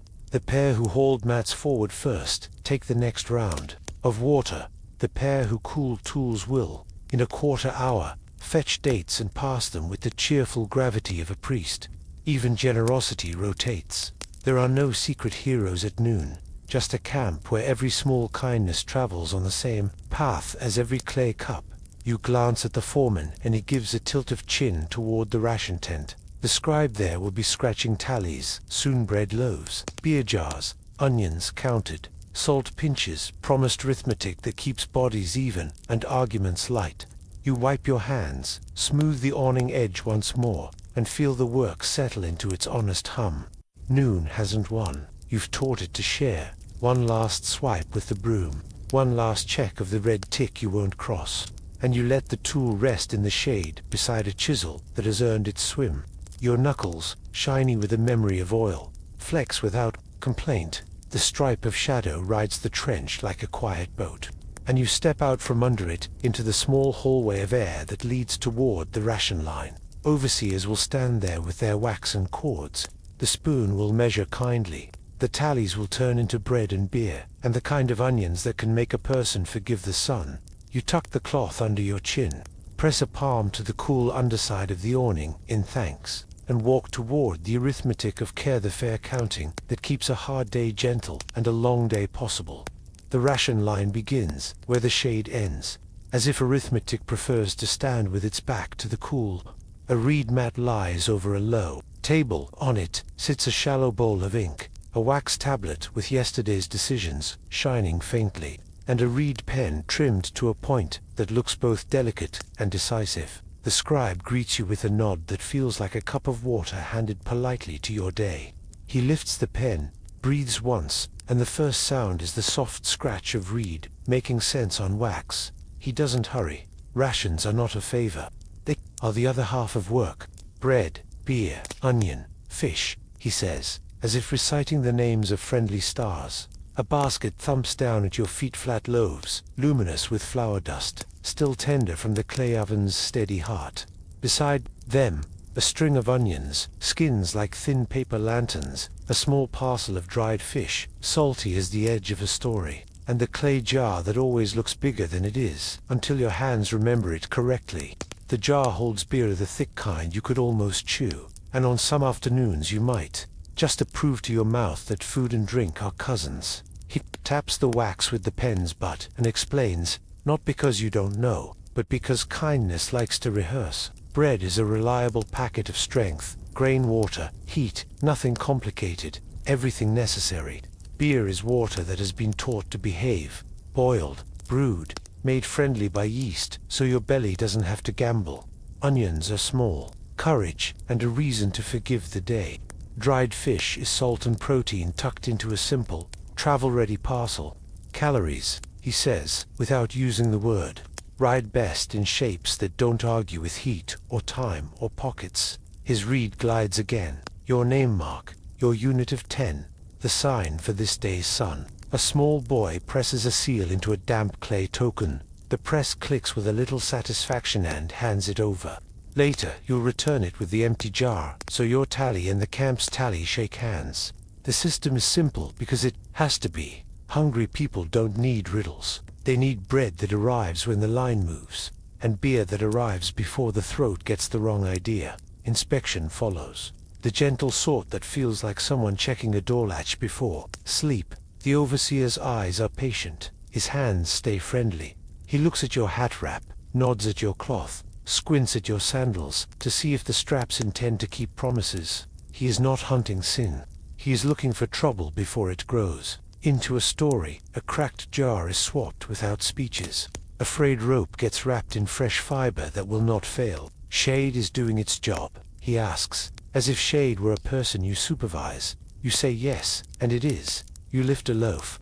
It has the weight of a good mood and the smell of barley's quiet boast. You break off a piece and the steam is gone, but the softness remains, a tired cloud that agrees to become strength. The scribe notes the count, not with suspicion, but with a small pleasure you can hear in his reed's pace. People being fed is his favorite sentence to write. The beer jar is stoppered with a reed plug and a twist of linen. Your fingers learn the dance, half turn, lift, and the aroma arrives where sweet, like bread, reconsidering its options. You tilt a cup and the liquid hums down, thick enough to be polite to the tongue, thin enough to arrive in time. Do not hurry it, the overseer murmurs, and you don't. Buyer likes to be noticed. It is also work disguised as comfort, liquid grain that feeds and soothes and replaces the salt that the sun keeps, trying to turn into a souvenir. He marks the end. For now, one for later, and tucks a tiny extra if he has noticed your cough has been making appointments. For the pot, he says, pretending the onion insisted. The dried fish joins the basket with a respectable thump. You feel richer than a scribe with 2 inks. Fairness moves down the line like a well-behaved shadow. Tens receive by tens. If one person has hands full of carrying, the next offers the onion string without being asked. Children of the camp wander through like quiet birds, collecting empty baskets and returning them filled with dates or a story about a lizard that escaped everyone with style. The reed pen never raises its voice. It just keeps little truths in a neat row, so later, when somebody's memory grows poetic, the numbers will keep their plain faces. Why so simple? A new worker asks softly, as though asking the day for a small favor. The scribe tilts the pen toward the bread. Because simple wins. Bread knows how to be carried. Beer knows how to be shared. Onions forgive long days. Fish forgives pots that are impatient. He smiles at his own list, then adds, and because simple arrives on time. The overseer glances at your hands and points with his chin at a pot of oil. You rub a little across the knuckles that pounded all morning. The scent is faint green, clean, and your skin responds by not being quite so dramatic. He approves with a grunt that translates into every language as good. A woman with a basket stands at the end of the table and swaps your clay token for a small strip of flax with a red marked return slip for the jar later. She is the empire of jars, gentle and absolute. No adventures, she tells the jar, as she passes it to you, and the jar promises to behave by being heavy. The reed whispers again. The scribe draws a short line beside your markwork done so far, work to come after the hottest light. He is not counting blows, he is counting breath. You like being measured in breaths. In the shade behind the table, a young man checks chisels and mallets with the same soft authority. He doesn't scold nicks, he smooths them. He doesn't glare at blurred edges. He gives them a moment in the trough and a friendly rub on the stone. The inspection feels like a bedtime story told to tools. You did well, you will do well again. Here is a wash, here is a rest. A basket arrives with dates, and the bottom knocks the mat with a satisfying, practical thump. Your fingers find one without needing your eyes. Sugar arrives, and your shoulders decide to forgive the next hour in advance. The scribe pretends not to notice smiles. Overseers pretend not to notice that they're smiling. To dot the math continues. Loaves stacked, counted aloud, so even the distracted feel included. Jars lined up, reed plugs trimmed, so each one has the same chance of not misbehaving. Onions strung in equal numbers. If a string has a runt, the next string gets an extra. Dried fish weighed by hand. The foreman's palm learning honesty every morning and teaching it back by noon. If anything looks unfair, it is fixed now, not later. So later can belong to stone instead of eyebrows. You sip your beer and admit to yourself that you have, in fact, chewed it once. It forgave you. Today you show restraint and let it be liquid. You dab a little on your cloth, and the scent lifts the dust out of your nose like a gentle broom. When everyone in your tent has their share, the scribe draws a tidy box around the set of marks and seals it with a little circle. A boy leans forward with the stamp, serious as a judge, and presses it into warm wax. The click is small and strong. The line will remember. The line always does. The overseer checks faces one last. Time shade found, lips wet, cloths rinsed, eyes not too bright with heat. He adjusts a hat with 2 fingers and gives a square of shade to a person who didn't ask quickly enough. His fairness is a kind of weather that makes the day livable. You are grateful to stand beneath it. You shoulder your basket and feel how the weight sits. Bread, steady, onions, conversational, fish pensive, jar obligingly snug against your hip. You pass the reed pen, a small salute, which it ignores with professional courtesy. The wax tablet glows faintly where sun has found it. The scribe turns it just so, and the glow fades. He knows how to shade numbers as well as faces.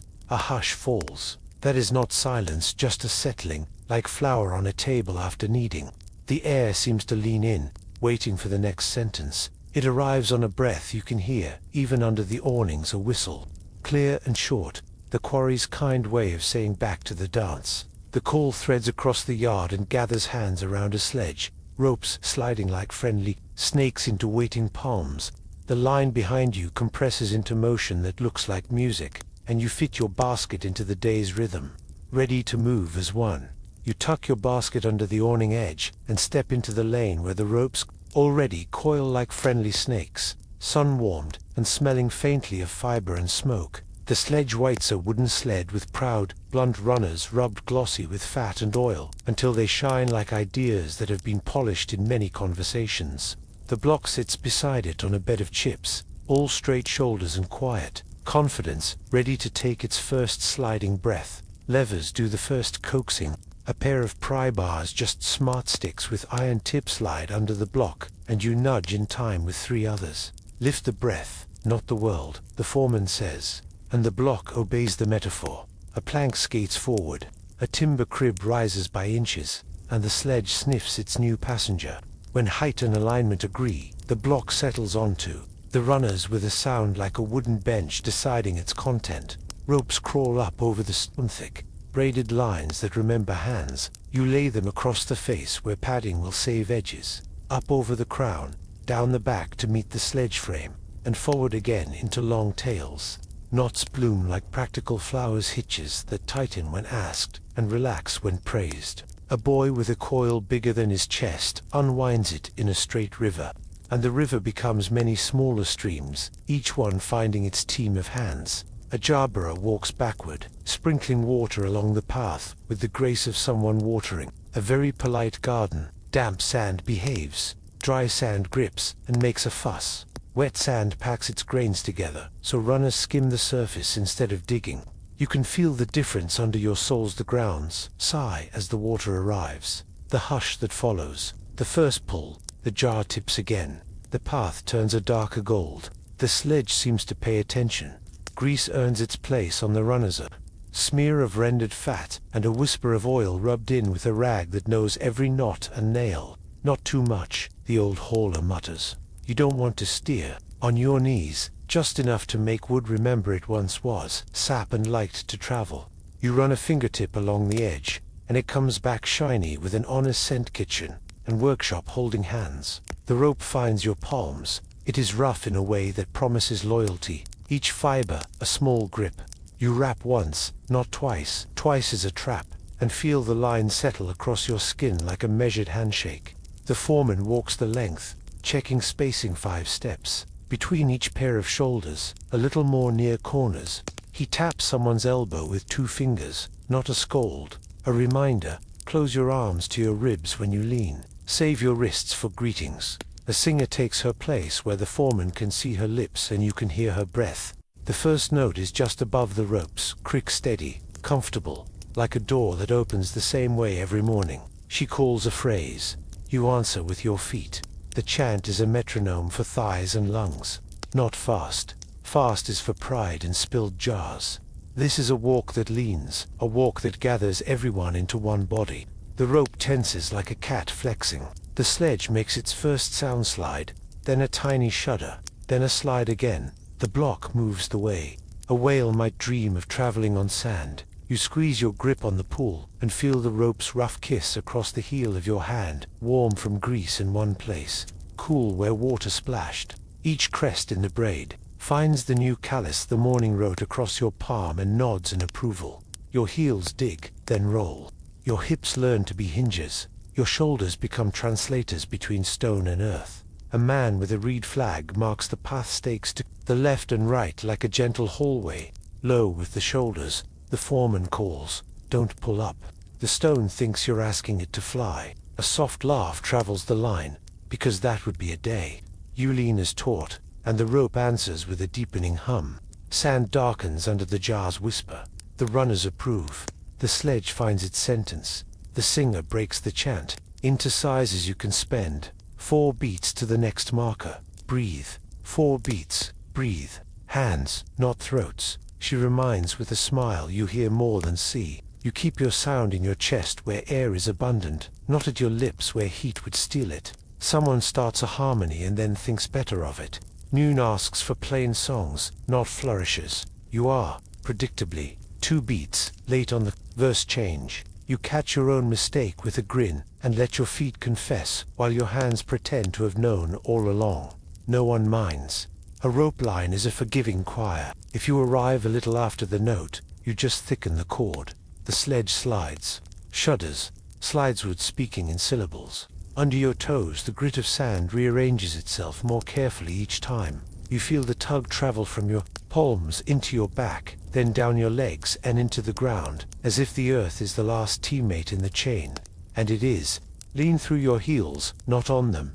The old hauler murmurs, and the advice runs up the rope like a good rumor. Your heels become conversations with the damp sand, and the conversations go well. At a corner, the foreman lifts a hand, and the chant shifts. Shorter steps, lower bodies, more water ahead. A jar tips. The sand drinks. The sledge nose obeys the gentle pressure of 3 guiding ropes on its far side. The block glides around the bend as if it trusts your opinions. The singers make a smaller circle with the tune so nervous feet have a home. Runners get a fresh rub where the path begins to climb. Grease clings under your fingernail, and you wipe it on your tunic without shame. The smell is strangely comforting evidence that someone made your job 1 degree kinder. A boy darts in with wedges to chock the runners if the line asks for a pause. He hovers like a sparrow near a lunch basket, ready but not intrusive. Ahead, a second jarbera splashes the path where the ramp begins. Ramps here are just earth that remembers being persuaded, beaten, tamped, watered, packed into a slope polite enough to climb. The sledge reaches the foot and pauses as the foreman sets the count. 8 beats climbing, 2 to breathe. 8 beats, 2 to adjust. The singer's voice finds a lower note, the kind you can step on. The pull grows heavier and more honest. You lean farther, bracing the rope with a rap that will undo in a heartbeat if asked. The foreman's staff taps the cadence on the sledge's side. Toke toke toke. The runner's little shudder becomes a small conversation each time they meet a new patch of damp sand. You feel the rope blur across your skin where sweat and water have negotiated a truce. Shins forward, someone chants, and everyone agrees. A cup appears at your mouth without your hands having to argue. You sip barley and sour and a little courage, and the cup is gone before pride can notice. A date arrives at your left. You bite it in half so breath and sugar can be friends. The pit goes into your pocket to be a treasure later. The block climbs the first third of the slope, and the team stops on purpose. Wedges slide home with minimal drama. Ropes slacken enough to turn hands into hands again, not just hooks. The jarbera smiles because the splash has done its work perfectly. No plowing, no ugly ruts, just a darker path that respects the runners. At the crest, the path levels and the line breathes more than it sings for a dozen steps.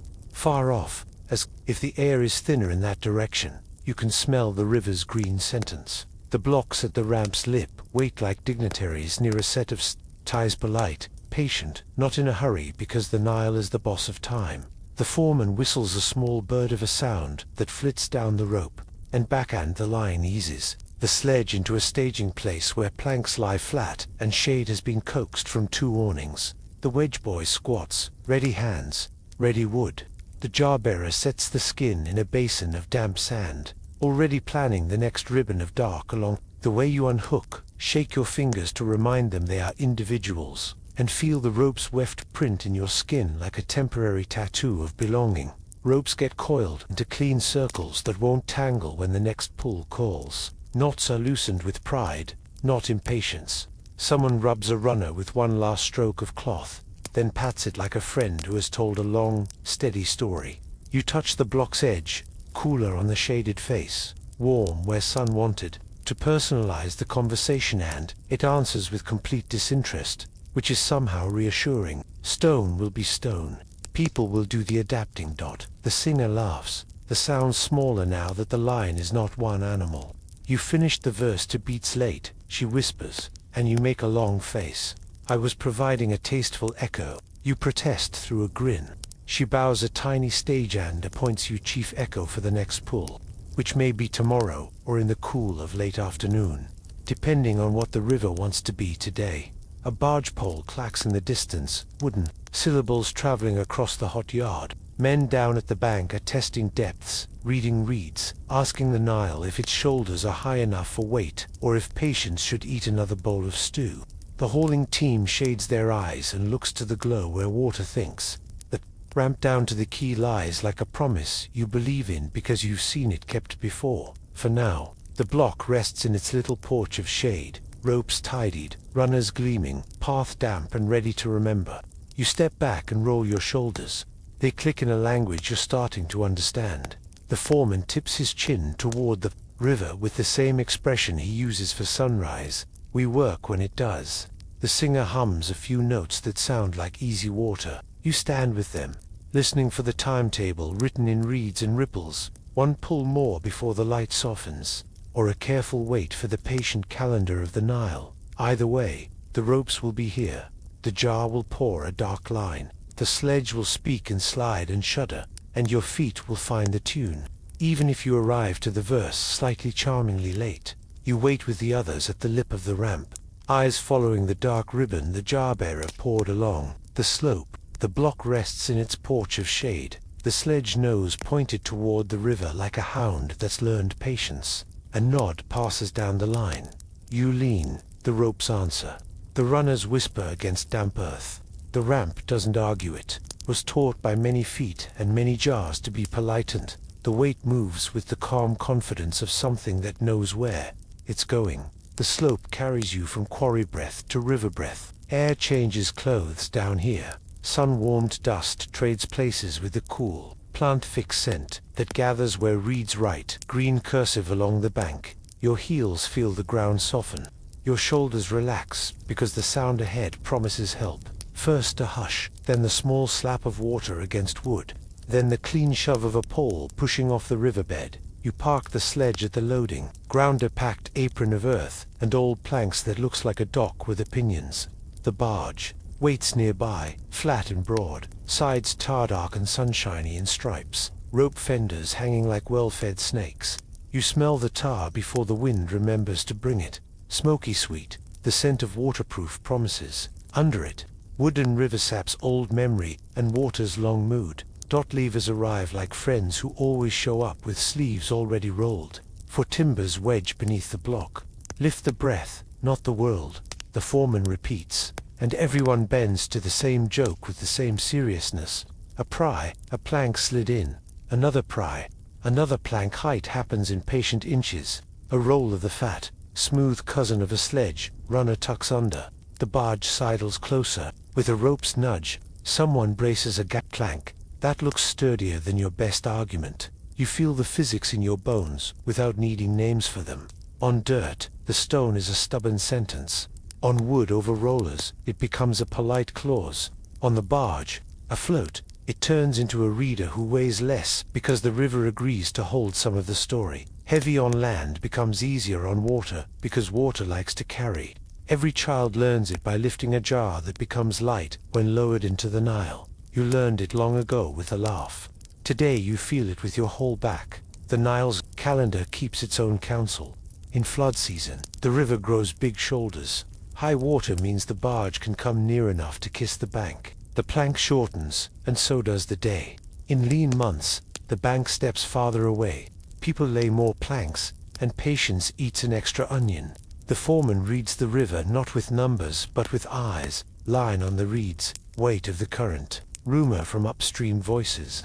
Today the river is generous, its surface full and slow, and the ibis, standing on one leg near the bend, looks like a scribe, thinking yes. Two polars climb into place, feet planted, hands closing around long, smooth staffs. The shafts dip to the bottom and push. The barge shifts its opinion and glides a hand's breadth nearer. A bowline leads to a shore peg. A stern line drapes loose as a lazy cat. The captain's palm rests on the gunwale. A touch that says he and the river have agreed to be polite. Walker, someone says, and you do. On rollers, across the plank, with guide ropes that keep the block from dreaming sideways. The wood complains in the small way wood does when it is doing exactly the job it was made for.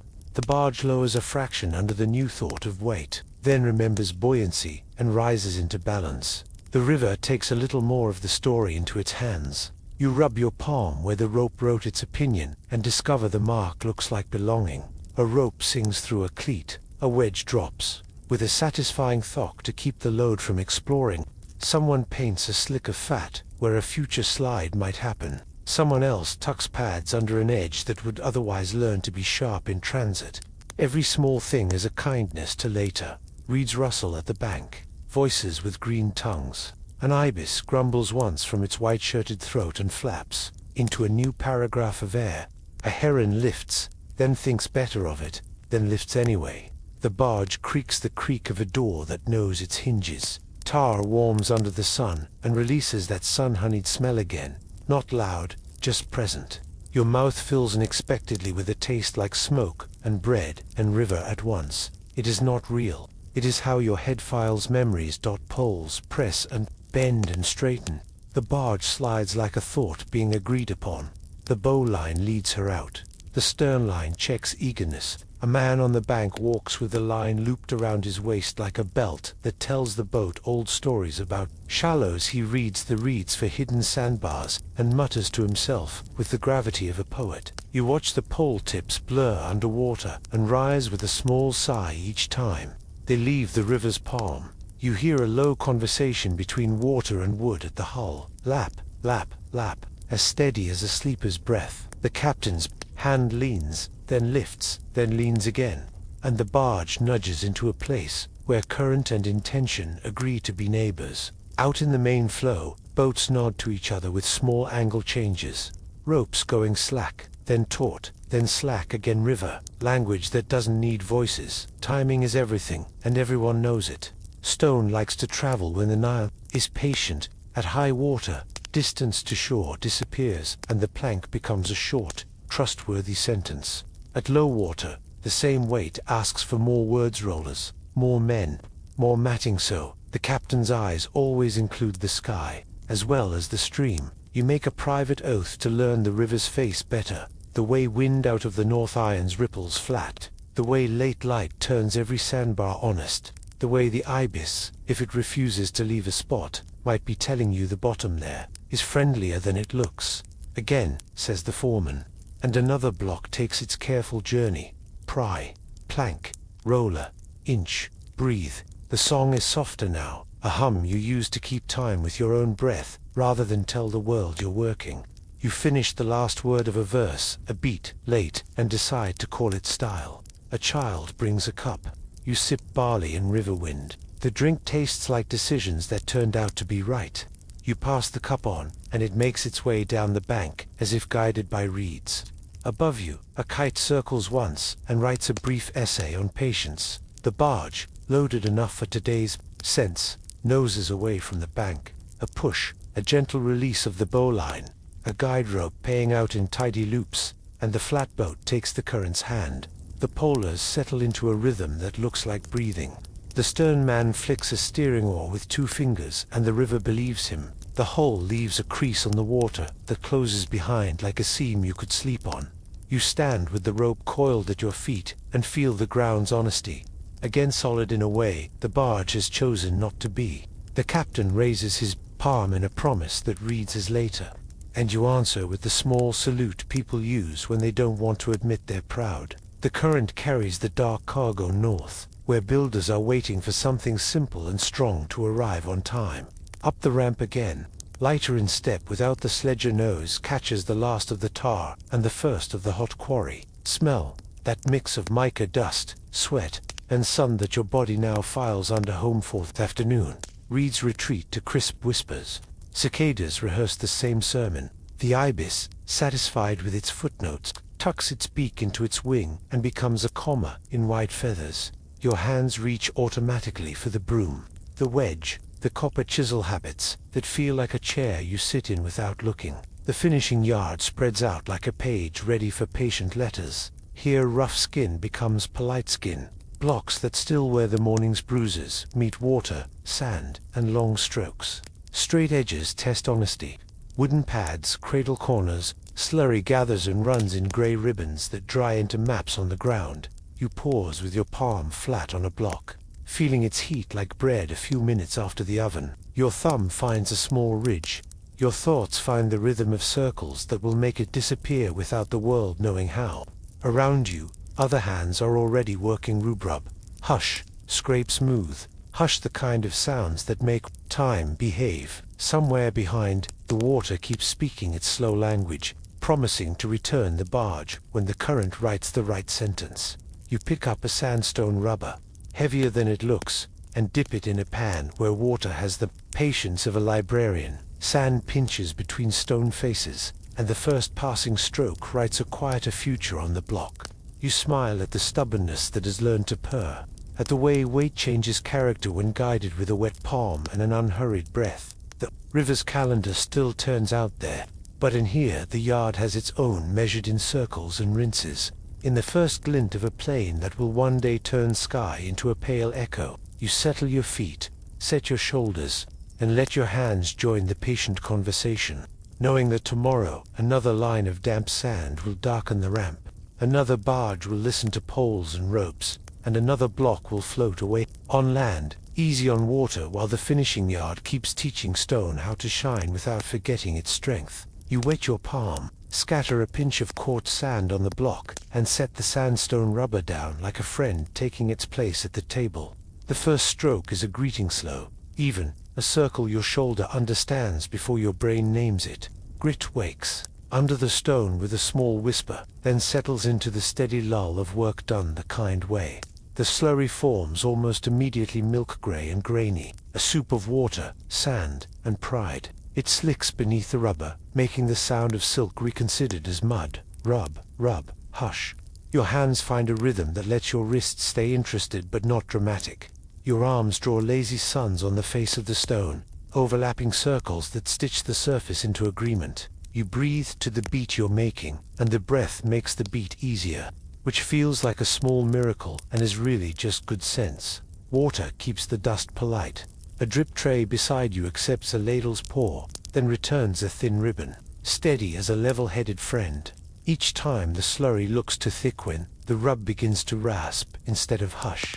You flick a little water from your fingers or tip the tray. Dust, which always wants to become air, accepts its demotion and becomes cooperation instead. Flatness is a patient promise. You don't chase it, you invite it. Along the edge, a straight rule, just a faithful bar of wood, trued by a careful eye, sits across the surface like a judge who doesn't enjoy speeches. You lift it, set it down, and tip your head. Light shows you the truth. Where a sliver glints beneath the rule, there's a high spot bragging, or a low spot sulking. You rub the bragger gently until it learns modesty, then return to the circle, where the sulker pretended to be fine. The straight edge never scolds. It just tells the room what's happening. Corners are shy creatures. You protect them. Little pads of wood cradle the arisers, so your eager circles don't soften the crisp lines that will someday tell a wall behave. Where an edge must stay sharp, you stop just before it and work back toward the center, letting the weight remain home. Where an edge may want a tiny chamfer, polite easing, you change the angle of the rubber and take 3 careful breaths over it, guiding your hand like it's cutting bread for a guest. You set clay at one fragile point as a guard. Your knuckle finds it each pass and remembers to be kind. The slurry grows a shade darker, a sign the granite is beginning to talk back. Quartz bits break the conversation into finer syllables, and you respond by freshening the grit. Big salt first, then sugar, then flour. You hear the difference as you switch. Coarse sand makes a low burr. Finer sand hushes the burr into a hum that lives in your elbows and sounds like satisfaction. Across the yard, others work the same lullaby. Rub hush from every corner, like rain rehearsing in many rooms. A few content voices find humming friendly, the sound people make when their hands are winning over something that wanted to be difficult, but has decided to cooperate. A boy at the drip jars keeps the ribbons regular. His little ladle knocks the rim with a cluck when he's pleased with the flow. Somewhere, the ibis speaks one last opinion like a distant flute, and then falls quiet. You pause, lift the rubber, and watch the water sheet across the slab. At first it breaks and scatters, as if trying to remember how to be a river. After another dozen circles, it begins to lie down, pooling evenly without fuss. a sure sign the plane is learning to be a plane. You call the onlooker nearest you and tip your head so the straight edge can gossip through the light with two witnesses. Less sparkle under the rule, more obedience. You grunt once, the international language of good news that prefers not to leave the mouth. Every so often, a stubborn freckle of mica glints with smugness. You meet it with patience and a fresh pinch of grit, moving the rubber like you're smoothing a bed for a finicky cat, firm enough to mean it, gentle enough not to get scratched. The freckle becomes ordinary. You feel a ridiculous flush of triumph and pretend it was inevitable. Your hands learn where to stand, so your weight speaks kindly. Feet grounded, knees a little unlocked, hips agreeing to be the hinge, while shoulders do the arithmetic. You trade directions to keep the story even. Circles left, circles right, then long figure eights that erased your own favorite mistakes. The rubber is heavy in just the right way, honest weight, that leaves your forearms warm and your palms alive. When a twinge begins to compose a speech in your wrist, you swap hands or swap jobs. You become the person with the drip tray for 3 minutes and give your joints a cup of quiet. A straight edge checks again, light, lying flat. No bright slits, no sly shadows. Almost. You enjoy the almost because it means there's still a small conversation to finish, and you like those best. You edge the pad closer to the corner, make smaller suns with the rubber, and sneak up on perfect, like a polite guest sneaking up on the desert tray. You will never say perfect out loud. It's a good way to wake up the gods of correction. You say good, and let your eyebrows do the rest. When the face begins to capture the day instead of scatter it, you laugh in your cloth. A mirror, you declare grandly to no one, and then correct yourself, a polite shimmer. Truth is friendly when it's this clean. You can see the sky as a rumor across, it blue arranged loosely, shapes of clouds reduced to gentle intention. You press your cheek near the surface and enjoy the way cool damp lifts to meet you. You are not above being charmed by a rock. The yards. Music shifts in small ways as each team moves from rough to ready. A chisel clicks where a corner needs, teaching a straight edge slides with a small wooden sigh. The drip sings its thin note. Your own rubber's tone lightens as you run out of prideful lumps to erase. You reach for a finer sand and feel it sift through your fingers as delicately as gossip. You can trust. You learn to read sheen with your fingertips as well as your eyes, with the light grazing the face at a low angle. You run the pads of your fingers over a long diagonal, no snags, no tiny cliffs, no soft hills trying to be famous. The plane behaves like a calm lake in a polite wind. You bring the rule down again and confirm what your skin already told you. Flat is arriving with its hat on straight. A partner leans in with his own straight edge, and you trade tools briefly, always a good trick, since your eyes will forgive. Your own work and someone else's rule won't. He tips his head, smiles with one side of his mouth, and says, "Shimmer." You bow as if accepting an award. The block, who has no interest in ceremonies, continues being better. Corners get their final attention pads, snug where rises meet, a thumb smoothing clay guards, a little patience where two planes want to shake hands without wrinkling. At one edge, you grant a thin chamfer to save it from chips in the journey. 3 soft strokes, and the angle learns to be adult. You sign it with a damp fingertip, not a name, just a tiny satisfaction pressed into the corner only you will ever notice. Your circles slow. The slurry, now a gentle fog, gets scooped aside with the edge of a palm and poured into a tray where it will settle and give back its water to the next face. You wipe the block with a clean cloth that used to be a bit of someone's tunic and is now a good citizen of the yard. The cloth lifts gray and leaves quiet. The straight edge speaks one last time, then rests. You stand and stretch. The good katak of your back telling you exactly what work got done and what stories you'll tell your shoulder in the bath later. You roll your wrists, press your thumb into the soft place below it, and let the heat spread like a kind rumor. Around you the yard begins to change key. Afternoon slides toward evening, and the work itself offers to be put away before you ask. The sandstone rubber needs care as much as your hands do. You rinse its face in a shallow pan, tilting it so the fine gray slur runs off rather than buries itself back into the stone. You rub its surface on a truing slab, stone against stone again, edges clean, face square. A small ritual. quick and proud, that saves tomorrow from grumbling. You pat it dry and set it on its side so it doesn't sulk overnight. Tools migrate toward their homes, straight edges against the wall, pads stacked like bread, drip jars refilled and slid into the cool, sand pots lidded. A brush whisks the last ribbons of slurry into a friendly pile that will dry to dust again and be reborn as grit with the next day's water. The yard tidies itself by habit, like a person who folds blankets without thinking. You wipe your forearms and find the constellation of tiny grains glittering in the Hermika stars that make you look more principled than you feel. A quick splash from the jar sends them back to the ground. The skin on your knuckles, oiled at noon, looks less argumentative now. You promise them a little more after supper, and they agree to postpone their complaints. A low chorus of satisfied sounds lifts people finding cups. Someone teasing someone else about calling a shimmer a mirror. The good creak of a back that will not hold grudges. The shadows grow long, making the finished planes show off in flattering light. Even a modest block looks like it has learned a better posture.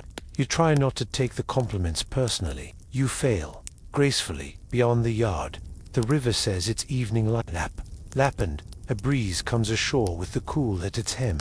You turn your face to it and feel the dust leave your skin like a sigh. The ibis calls once more, briefly, as if stamping a document, day approved.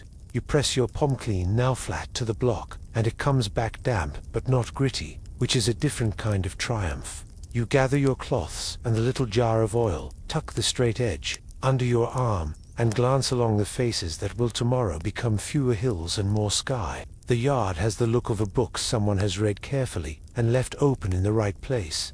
Your own body feels like a tool that needs sensible hospitality.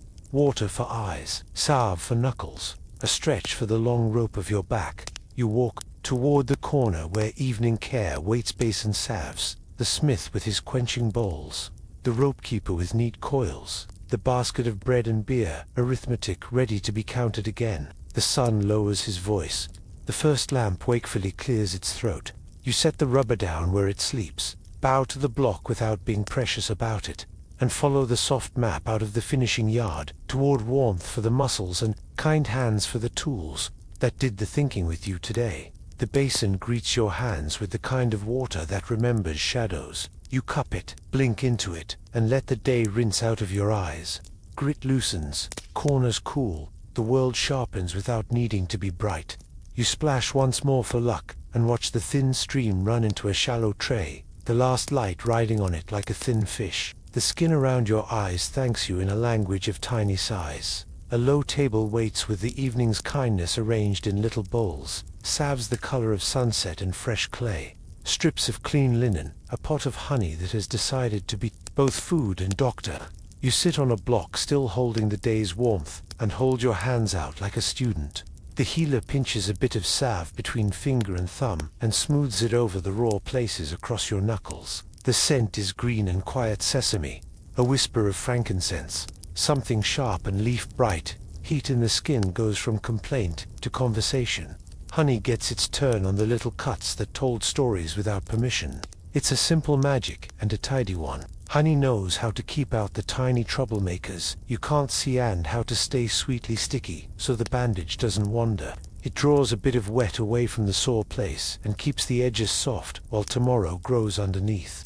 You watch a drop shine like a tiny sun in the lamplight, then disappear under linen, and you feel your body's bureaucrats stamp a document, approved for mending. The linen itself breathes like a person. Flax remembers wind. The cloth it becomes still moves the same way, cooling without fuss, letting air visit without letting dirt move in. The healer winds a strip around your palm, crosses the back of your hand, and ties a little knot where it won't invade your work tomorrow. When it touches your skin, you can feel the temperature step down half a shade, like stepping into a doorway out of sun. Linen is sensible in all the ways pride is not. Your shoulder suggests it would like to be a small ceremony. The healer warms a square of linen in clean water, wrings it with a twist that has taught many cloths manners, and lays it across the muscle that carried your day. You exhale through your nose as though that will help, and somehow it does. Heat from the cloth reaches in like a friendly hand and begins to untie knots that no one could see. You make a solemn promise to build a little shrine for your back 2 pebbles and a piece of bread at least and then admit, quietly, that rest will be the actual priest. The mortar and pestle keep a patient music at your elbow. Someone grinds dried leaves into a powder for tomorrow's salve. Someone else taps the pestle against the rim to wake the last dust free. The hum of night insects begins in the scrub beyond the yard, the day's loud breath becoming the evening's gentle chorus. Lamps flare low and reasonable. The air cools 1 finger at a time. You move to the rope rack, where the day's coils have come to reconsider their behavior.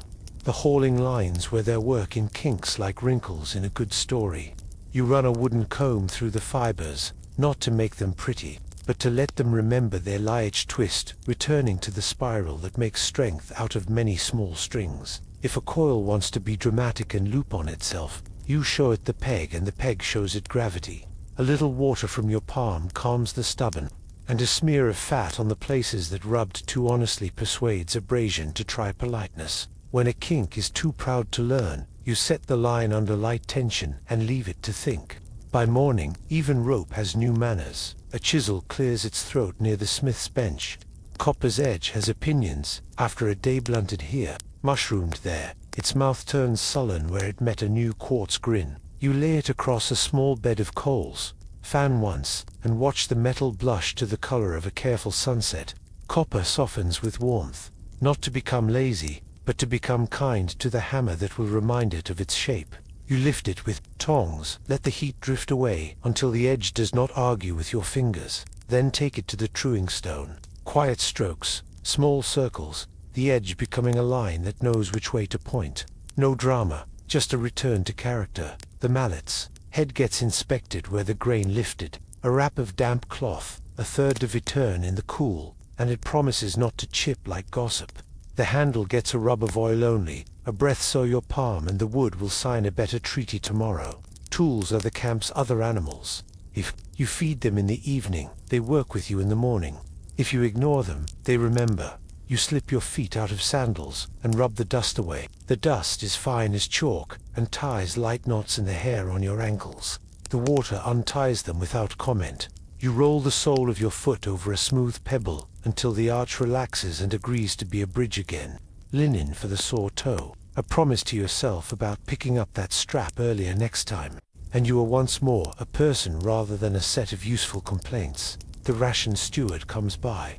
A reed pen tucked behind one ear, and a look that says he trusts you. He checks that jars got returned, not because he wishes to rattle anyone, but because tomorrow can borrow from today without paying interest if the count is honest.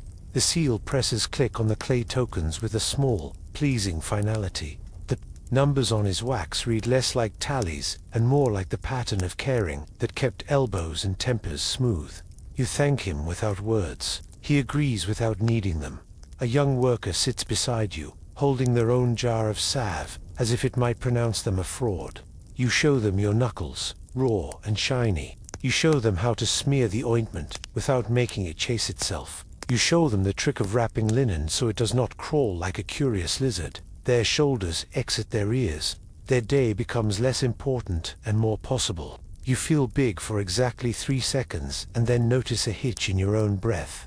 The night air lifts the worry away. You coil a small length of line and set it in a flat circle, no figure eight for storage. Not tonight, so it will remember tomorrow's pull in an unconfused way. Beside it, you lay the straight edge flat and wipe it once more, because a tool that tells the truth deserves to be clean. You run your thumb along the rule's length and feel nothing catch, which is the feel of honesty in wood dot at the next bench. A pestle tamped as someone crushes a few kernels of barley to thicken a poultice for a knee that learned about stone too fast. Honey again, linen again. You listen to the logic of these small cures.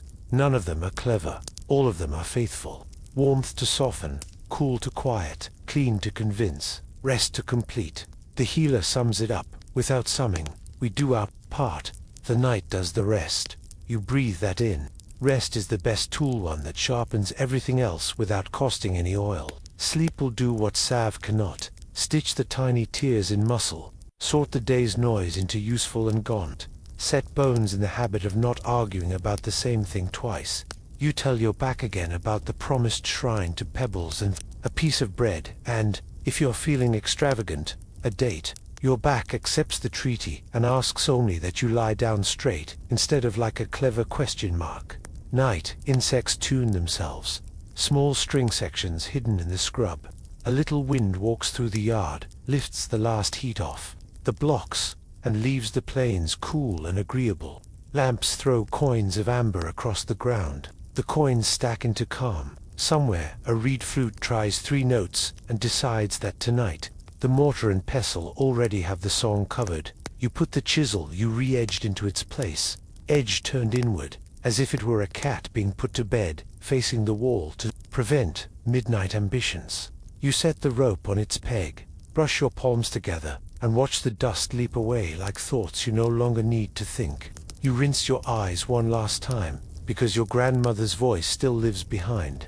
Your ears keep the windows clear. The water nods and leaves. On the far side of the yard, someone lights a tiny lamp before a small figure carved in wood, a craftsman's god, with kindly shoulders. It isn't ceremony yet.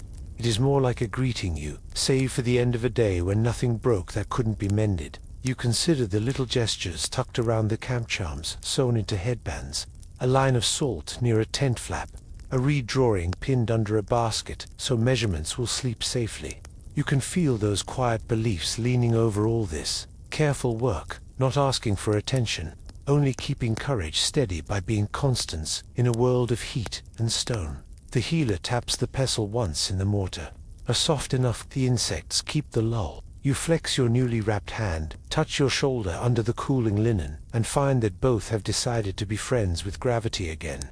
Over your head, the sky has its own repairs underway, stars stitching themselves into their usual places. You gather the jar of oil, nod to the tools, and follow the lamplight toward that small wooden figure and the gentler part of the evening, where you'll thank the quiet for its work and let sleep take the longest shift. The little shrine waits where the yard falls quiet, tucked beside a stack of straight edges and a coil of rope that has finally stopped arguing with itself. The lamplight there is small on purpose, the kind of flame that knows how to keep company without showing off. You step into its reach, and the stone under your sandals cools another shade, like a thought becoming clear. A shallow bowl holds a few crumbs from the ration basket. Another keeps a pinch of clean salt. You take what you need from your pocket, more gesture than feast, and set the bread where it can be seen. It looks humble and exactly right. Salt follows a sparkle that makes the lamp grin. You touch the little charm stitched to the inside of your headband, the one you forget until evenings remind you. A sliver of copper hammered thin, with a tiny rosette scratched on it. Your thumb presses it flat against your hair. It warms to your skin and seems pleased to have been remembered.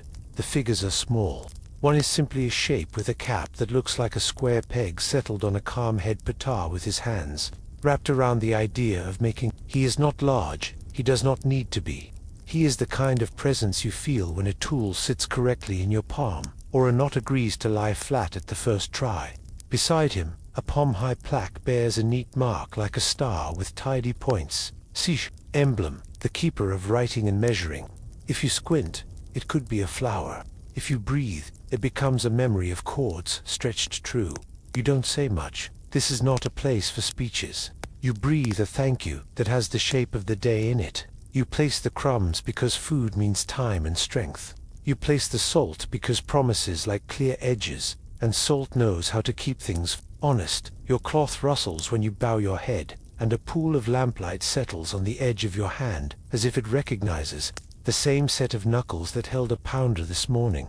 You lift the reed pen you've borrowed from the scribe, just to feel its weight again. The reed is a line that wants to become 10 others. It reminds you that every mark made on stone began as a thought made on wax.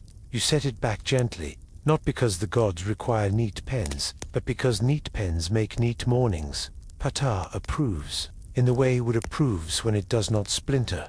Seshad gets a small confession, friendly and unashamed, about that one wobbly line. You murmur, smiling into the cloth, I promise I will not blame the sun every time.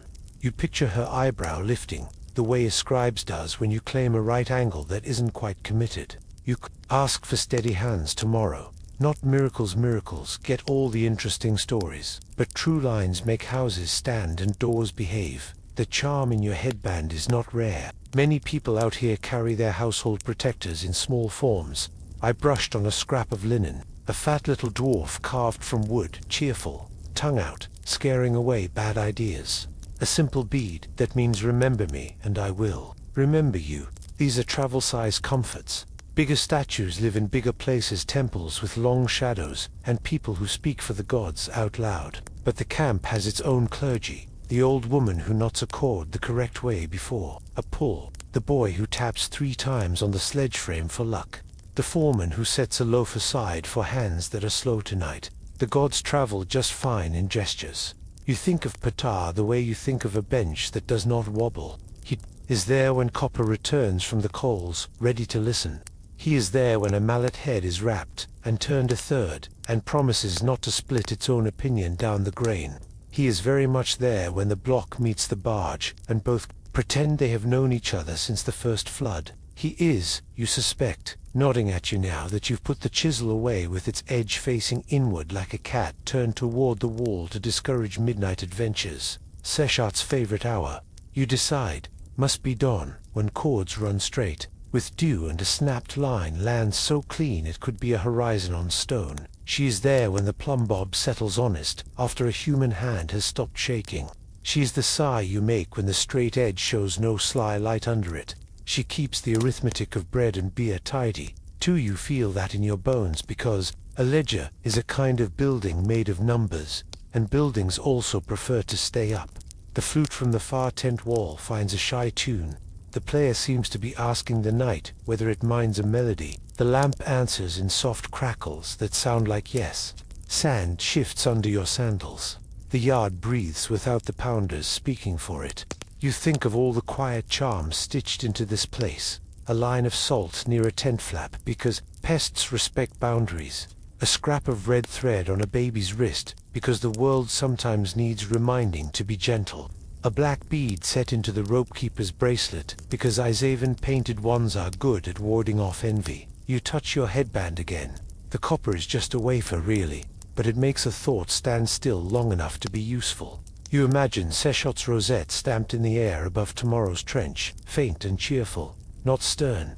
You imagine Peta standing inside your shoulder as you lift the rubber, making your circle smooth and your elbow practical. The lamp adds a small glow to your imagines, and the night keeps its opinions to itself. You cut the breadcrumb in half and push a bit toward the little figure, not because wood can be hungry, but because you can be generous. The salt sparkles, like tiny stars that fell into a bowl. You put your thumb to your chest, over the place where the day has been stored, and then touch the block you polished. The gesture is not on any official list. It tells the truth anyway. In the corner of your eye, the river makes itself known with a traveling draft. It arrives as a cooler thread of air-carrying damp that smells like reeds with clean ideas. The lamplight thins in the moving air, then thickens again when the breeze finishes passing its message along. Your shoulders answer with a small, unplanned sigh, the kind that lets the back know it does not have to hold everything tonight. The work feels larger in this air. By lamplight you can picture the barge you loaded earlier sliding into a length of current that remembers the same path from last year, and the year before, and a very long string of years reaching back past your grandmother's father. Blocks ride the river's sentence toward places where other hands will take them up and ask them different questions: how to stand here, how to carry this roof, how to make this doorway quiet. You realize, not for the first time, that your day fits inside a plan that outlives your sandals. You stand still, and the night becomes patient around you. The line of awnings rests with their ropes slack, corners drooping like winks. The faces you polished still hold a fog of damp that the stars will drink off by morning. Ptah and Seshat, in their small ways, are not going anywhere. They will be here when the wick gets pinched out, and they will be here when dawn puts its own line across the yard.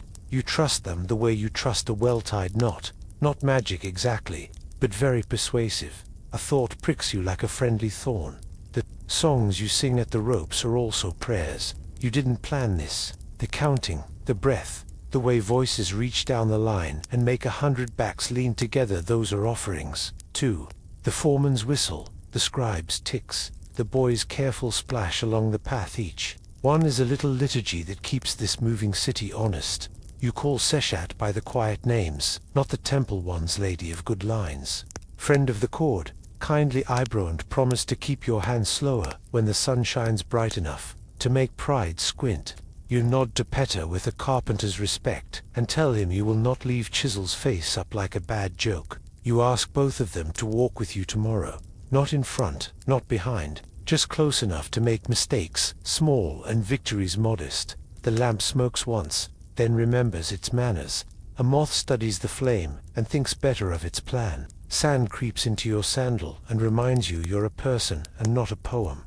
You step back, leaving the crumbs and the salt and a little of your heat in the air. When your sandals whisper across the sand, the sound folds into the yard's larger hush, like a sentence returning to its paragraph. The breeze freshens, a simple gift hand carries the river to you again. Reed sweetness, dark water, old mud, telling the future it will hold on its broad back. You turn toward that coolness and understand why your day matters beyond your muscles. Stone that stands true lets roofs shelter people who will never know your name.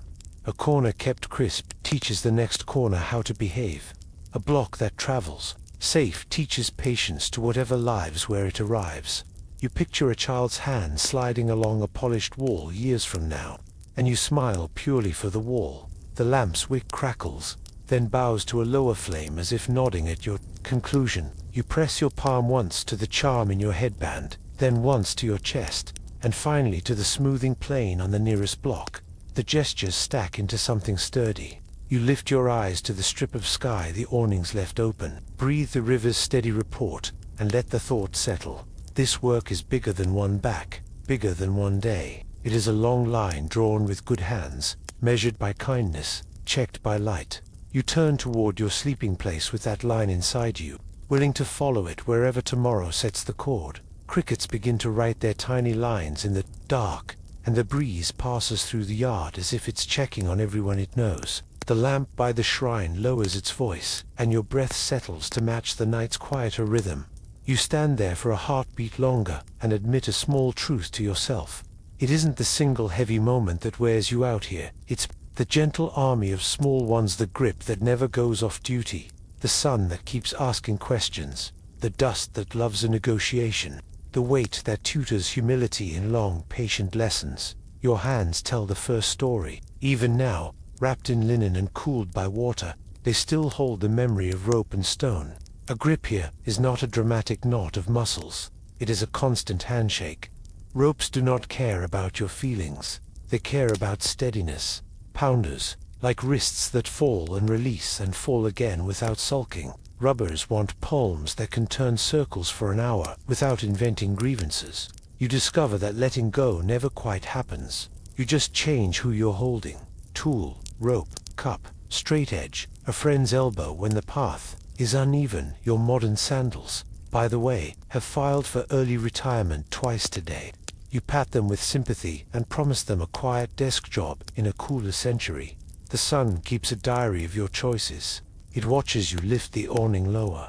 At noon, sees you choose the small job over the showy one.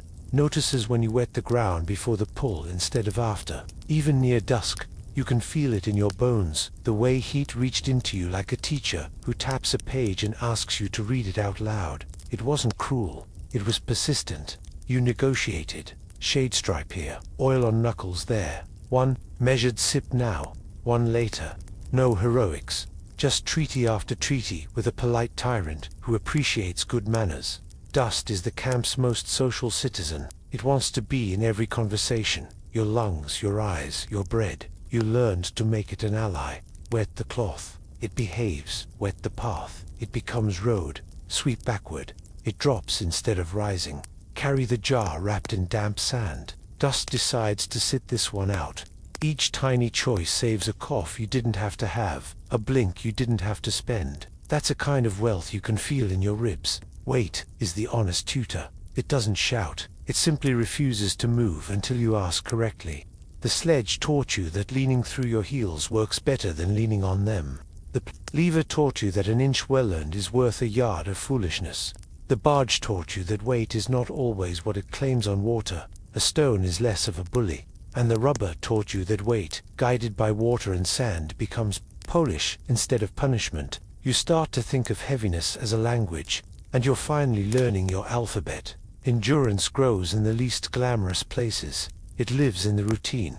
5 blows, switch, 10 steps, breathe, sip, pass, rub to the count of 30, rinse, check the rule. It lives in team rhythm, the singer's call and your answer, the jar-bearer's backward walk and the path's darkening ribbon, the wedge boy's squeak and the hairline smile that follows. It lives in stubborn kindness, the extra onion strung on someone else's ration because their cough is auditioning, the shade loaned for 2 minutes to a face that forgot to ask, the mallet turned a third to spare the wood more than it spares. Your pride. A single day here is already a journey, not the kind measured in miles along a road, but miles inside the work, the invisible distance a hand travels making circles on a block until shine begins, the slow river you walk when you move, a sledge by inches, the long path between thirst and the cup that you choose to cross with patience instead of hurry. You'll sleep well tonight, not because one moment was spectacular, but because 1,000 small ones linked arms and led you from dawn to this ember-lit hour.